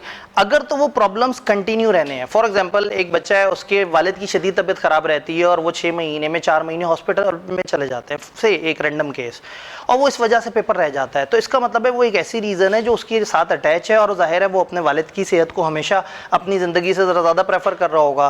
तो इन दैट सिचुएशन मतलब अगर कोई लाइट वेट सी कोई और क्वालिफिकेशन साथ साथ शुरू हो जाए, चूँकि उसे ये पता है कि मेरा अगले सेशन में भी ये मसला तो इसी तरह से रहना है, तो अगर कोई इस तरह का मसला है जो रिजॉल्वेबल नहीं है तो फिर सीए से निकला जा सकता है। और अगर एक मसला है जो रिजॉल्वेबल है और उसे रिजॉल्व किया जा सकता है तो एक दफ़ा रिजॉल्व करें, लेकिन एक कट ऑफ रख लें, एक लास्ट अटेम्प्ट ज़रूर जहन में रख लें कि ये मेरी फाइनल अटेम्प्ट है, ये एक टेस्टर अटेम्प्ट है। अगर इसमें निकल गया तो ठीक है, नहीं निकला तो शायद मैंने अपने आप को फंसा लिया है। तो अगर 2-3 फेलियर्स या 2-1 साल इजाफी लगना शुरू हो जाए और उसके बाद आप दरमियान में वहीं खड़े हुए हों जहाँ 2 साल पहले थे, तो सम टाइम रीअसेस कर लेना चाहिए। कोई ज़रूरी नहीं है कि लाजमी सीए को कंटिन्यू किया जाए। और अगेन वही बात है कि सीए कॉलेज में खड़े होकर लोगों से कहना है कि सीए से चले जाओ, ये इंतहाई नॉन कमर्शियल बात है, बड़ी आपके लिए ज़रूरी है। और फिर ये ACCA की पोस्टों से नहीं मुतासर होना। ये जो फेसबुक पे जगह जगह आता है ना कि वो CA छोड़ो और ACCA शुरू करते हैं, हलवा ही हलवा है, सुकून है। पहली बात है वो इतना हलवा नहीं है। उनकी एक F सीरीज़ होती है, एक P सीरीज़ होती है। P सीरीज़ हमारे फाइनल लेवल के एग्जाम की इक्विवेलेंट होता है, टफ हैवी होता है, अच्छा खासा हैवी होता है। फिर वो अंग्रेज़ों का पेपर है, वहाँ राइटिंग बहुत ज़्यादा काउंट करती है। हमारे तो फिर रट्टों से चल जाते हैं अपने वाले पेपर। तीसरा, वो महंगा बहुत होता है। चौथा, पाकिस्तान में ACCA का स्कोप नहीं है। तो अगर एक स्टूडेंट स्टेप 1 CA में मुसलसल नाकाम हो रहा है, स्टेप 2 उसके वालिदैन बहुत ज़्यादा अफोर्ड कर सकते हैं, स्टेप 3 उसने ACCA करके मुल्क से बाहर जाने का सोचा हुआ है, और स्टेप 4 उसने सोचा है कि मैं ACCA अकेला नहीं करूंगा, मैं इसको टॉप अप करूंगा। अगर इन सारे सवालों के जवाब येस हैं तो फिर ACCA is the right choice. अगर एक भी नो है तो ACCA is not a right choice. Budget भी होना चाहिए आपके पास, आपने उसे टॉप अप भी करना है, और फिर पाकिस्तान में उसकी जॉब नहीं है। पाकिस्तान में उसके कंपेटिटर बहुत हैं। CA इंटर वाला बंदा उसका कंपेटिटर है, MCOM उसका कंपेटिटर है, PIFA उसका कंपेटिटर है, फाइनलिस्ट उसका कंपेटिटर है। तो वो बेचारा रुल जाता है ACCA पाकिस्तान में। हमारे पाकिस्तान में आज से कुछ 7-8 साल पहले 2 लाख बंदे रजिस्टर्ड थे ACCA के साथ। तमाम भी तो फ़ौरन से एक नई क्वालिफिकेशन के पीछे चली जाती है। तो ACCA पाकिस्तान में रहते हुए वर्थ इट नहीं है। अगर पाकिस्तान से बाहर का प्लान है और ज़्यादा ज़रूरी है, अगर वालिदैन अफोर्ड कर सकते हैं, बहुत महंगा है, उसकी सालाना सब्सक्रिप्शन को 40-45 हज़ार की है, जो आपकी 2000 में होती है ICAP में। पर पेपर फीस उनकी, मतलब इस वक्त के पाउंड के हिसाब से पता नहीं, शायद आप में से किसी को आइडिया हो, मेरे ख्याल में शायद 42,000 का एक पेपर में अपीयर होने की, जो ICAP 3500 लेता है। तो ICAP ना एक, मतलब ऑल्दो मैं आप लोगों का टाइम ले रहा हूँ, लेकिन एक दफ़ा मुझे अपने इदारे की मोहब्बत में कुछ कहने दें। ये बड़ी गलत बात है कि इदारे में हम ये सोच के आए कि ये इदारा हमें कुछ बनाएगा, और आज हम उस इदारे में रहते भी हैं, उसकी क्वालिफिकेशन भी पढ़ते हैं और उससे नफरत भी करते हैं। ये कोई अच्छी बात नहीं है। मतलब CA इस वक्त पूरे पाकिस्तान में वो वाहिद अपॉर्चुनिटी है कि जहां एक गरीब का बच्चा, मिडिल क्लास का बच्चा, मेरे जैसे गरीब बच्चा, आप जैसा गरीब बच्चा, या आप में से अक्सर अमीरों के बच्चे भी होंगे, लेकिन ज़्यादातर हमारे पास मिडिल क्लास फैमिलीज़ से लोग CA में आ रहे होते हैं, क्योंकि उन्हीं को चाहत होती है ना कि आगे बढ़ें। वो कारोबारी बंदे का बच्चा तो उसको पता है उसने लगना ही है CEO अपनी फर्म में, बहुत शौक होगा तो वो पढ़ेगा, अदरवाइज़ वो सिर्फ शुगल मुगल के लिए आएगा CA में। वो जाएगा बिजनेस यूनिवर्सिटी में, वो लम्स में जाएगा, वो LSE वगैरह में जाएगा। तो जो CA में आया है, आज भी कोई बंदा अगर कम टाइम में अपने घर वालों को सपोर्ट करना चाहे और कम अरसे में इस काबिल होना चाहे कि वो कमाने की पोजीशन में आ जाए, कम से कम अपना खर्चा उठा ले, तो वो CA है। कि आप CA में आते हैं, शदीद तरीन कंपटीशन है इस वक्त, इतनी महंगी फ़ीस है हर जगह। 2 साल पहले मैंने अपनी बच्ची के लिए एक स्कूल में पूछा, हमारे करीब में था, 37,000 रुपये ले रहे थे प्ले ग्रुप का, 1 महीने का प्ले ग्रुप का। ठीक है, मेरे घर के करीब शोफात है, वो $800 ले रहे हैं 1 महीने का। $800 पाकिस्तान के 2-3 बड़े महंगे स्कूल्स में से एक, तो 2.5 लाख रुपया 1 मंथ का ले रहे हैं। तो एजुकेशन बहुत महंगी है, हर जगह महंगी है। आप किसी भी क्वालिफिकेशन में चले जाएं तो ICAP में एक अपॉर्चुनिटी है कि यहाँ पे एक अच्छा कंपटीशन बन गया है कॉलेजेस का, अच्छे टैलेंटेड इंडिविजुअल्स मौजूद हैं। चले मतलब कुछ मेरे जैसे भी गुजारा मुजारा भी हैं, ठीक है, मैंने कहा आप कहेंगे तो अपने आप को बीच में तारीफ में वो कर गए। तो टैलेंटेड इंडिविजुअल्स मौजूद हैं, कॉलेजेस मौजूद हैं, आपस में मुकाबला है, अच्छे इंफ्रास्ट्रक्चर के साथ, आपको अच्छे AC वाले कमरों में बैठा के सुकून से, आपको जितने पैसे देते हैं उससे ज़्यादा जेब से लगा देते हैं, वो मौजूद हैं। कॉलेजेस मुनासिब पैसों में हैं, आज भी बहुत मुनासिब पैसों में है। मैं जिस टाइम का बता रहा हूँ, मैंने 2005 में जो आखिरी वो ऑडिट का ही पेपर पढ़ा था, वो शायद 13,000 में पढ़ा था, और इधर आप में से अक्सर 13,000 से कम पे पढ़ रहे हैं इस वक्त, मतलब 18 साल बाद। तो कहने का मतलब है कि फ़ीस अभी उतनी नहीं बढ़ी। तो ICAP आज भी सालाना उसमें जो सब्सक्रिप्शन है उसमें भी सस्ता है, एग्ज़ाम फ़ीस में भी सस्ता है, ICAP से एसोसिएटेड कॉलेजेस भी सस्ते हैं, और ऑनलाइन यूट्यूब पे इतना कुछ पढ़ा हुआ है ICAP, हर दफ़ा इतनी सारी रिवीजन क्लासें करा के फ्री में सारा डाटा वहाँ डाल देता है। तो इस वक्त कोई भी बंदा मुनासिब पैसे खर्च करके कम से कम टाइम में फर्म तक पहुँच सकता है, और फर्म में जाने के बाद वो कम से कम अपना खर्चा उठा सकता है। तो पाकिस्तान में कोई और ऐसी क्वालिफिकेशन बता दें जहाँ आप ज़िंदगी के 2-2.5 साल लगाएं, इफ़ यू आर कमिटेड, तो आप कमाना शुरू कर देंगे और आप घर के ऊपर बोझ नहीं रहेंगे, और उससे अगले 2.5-3-4 साल के अंदर आप इस काबिल हो जाएंगे कि आप अपने घर को एलिवेट करना शुरू कर देंगे, और अगले 3-4 साल में आप अपने वालिदैन को हज करा सके होंगे, घर बना चुके होंगे। तो ये these are the privileges of this institution. लेकिन आपको एक फेसबुक पे की तालीम मिलती है, क्योंकि वो बदतमीज़ों की सरजमीन है। क्योंकि वहाँ कोई अपने असल चेहरे के साथ थोड़ी है, वहाँ तो कुछ फेक अकाउंट्स के साथ लोग आएंगे। तो कम से कम अपना एटीट्यूड पॉजिटिव रखें, ये माने कि आई कैप एक अच्छी बॉडी है, ये माने कि ये आपको ज़िंदगी में अच्छा बनाएगी। जब आप नहीं मानेंगे ना, जब आप आई कैप से ही नफरत करते रहेंगे, तो फिर आपसे कभी पढ़ाई भी नहीं होगी। फिर नफरत करनी है तो सही से नफरत करें, छोड़ के चले जाएं। रहना भी इधर है, पढ़ना भी यही है, और आई कैप से नफरत भी करते रहना है, ये मुनासिब बात नहीं है। इससे नेगेटिव एनर्जी आती है और कुछ नहीं होता। डन। इंडिविजुअल 1-to-1 काउंसलिंग की तरफ चलते हैं। उसका पैटर्न इस तरह से करते हैं कि जगह जगह मुख्तलिफ लोग बिखरे हुए हैं। मैं इंतजामिया से पूछ लेता हूँ, शायद मैं इसी कमरे में किसी किनारे पे बैठ जाऊँ और मुख्तलिफ लोगों के साथ डिस्कशन करूँ। एक चीज़ मैंने कही थी कि अगर कमरे में कुछ ख़वातीन भी मौजूद हुई तो ख़वातीन ने थोड़ा सा जल्दी जाना होगा, बॉयज़ अपने हॉस्टल से उठ के आए होंगे, अक्सर तो पैदल ही आए होंगे, ठीक है। तो इनका जो है वो इनका उतना ज़्यादा मसला नहीं है। तो मैं तो रात गए तक यहीं बिल्डिंग में हूँ जब तक हर बच्चे के सवाल ख़त्म नहीं हो जाते इंडिविजुअल। अच्छा, जो इंडिविजुअल सेशन है वो फिर 1-to-1 है, यानी कि उसमें मकसद ये है कि बच्चे सारे वहाँ मौजूद ना हो। 1-to-1 ऐसा नहीं होगा एक बच्चा कहे सर मेरा ये मसला है, मैं कहूँ हाँ भाई क्या कमाल मसला है यार, आपने क्या बात कर दी। तो इंडिविजुअल सेशन का मतलब है कि थोड़ी सी उसमें प्राइवेसी, यानी कि बाकी स्टूडेंट थोड़े से फासले पे हों और उनका इशू डिस्कस हो। तो पहले ख़वातीन को, ताकि ये जल्दी फ्री हो जाएं, उसके बाद आप लोगों के जो है वो हमले तो उसी तरह से। मीनवाइल हो सकता है आप बाहर निकलें तो आपको सर अली इमरान, सर वसीम अकरम, मुख्तलिफ और टीचर जगह जगह नज़र आएँ, तो हो सकता है आप उनसे डिस्कस करें और आपको बड़े अच्छे तरीके से एडवाइस कर दें। तो मैं भी मौजूद हूँगा, बाकी टीचर्स भी मौजूद हैं, और अगेन ख़वातीन भी अगर किसी और टीचर से भी जाके वो पूछना चाहें तो पूछ सकती हैं। तो अब मैंने कहाँ पे होना है, ये सेशन को बंद कर देते हैं। मैं इसी कमरे में यहीं कहीं कुर्सी पे बैठ जाता हूँ, यहाँ बैठ जाता हूँ, एक आध कुर्सी यहाँ सामने रख लेते हैं और ख़वातीन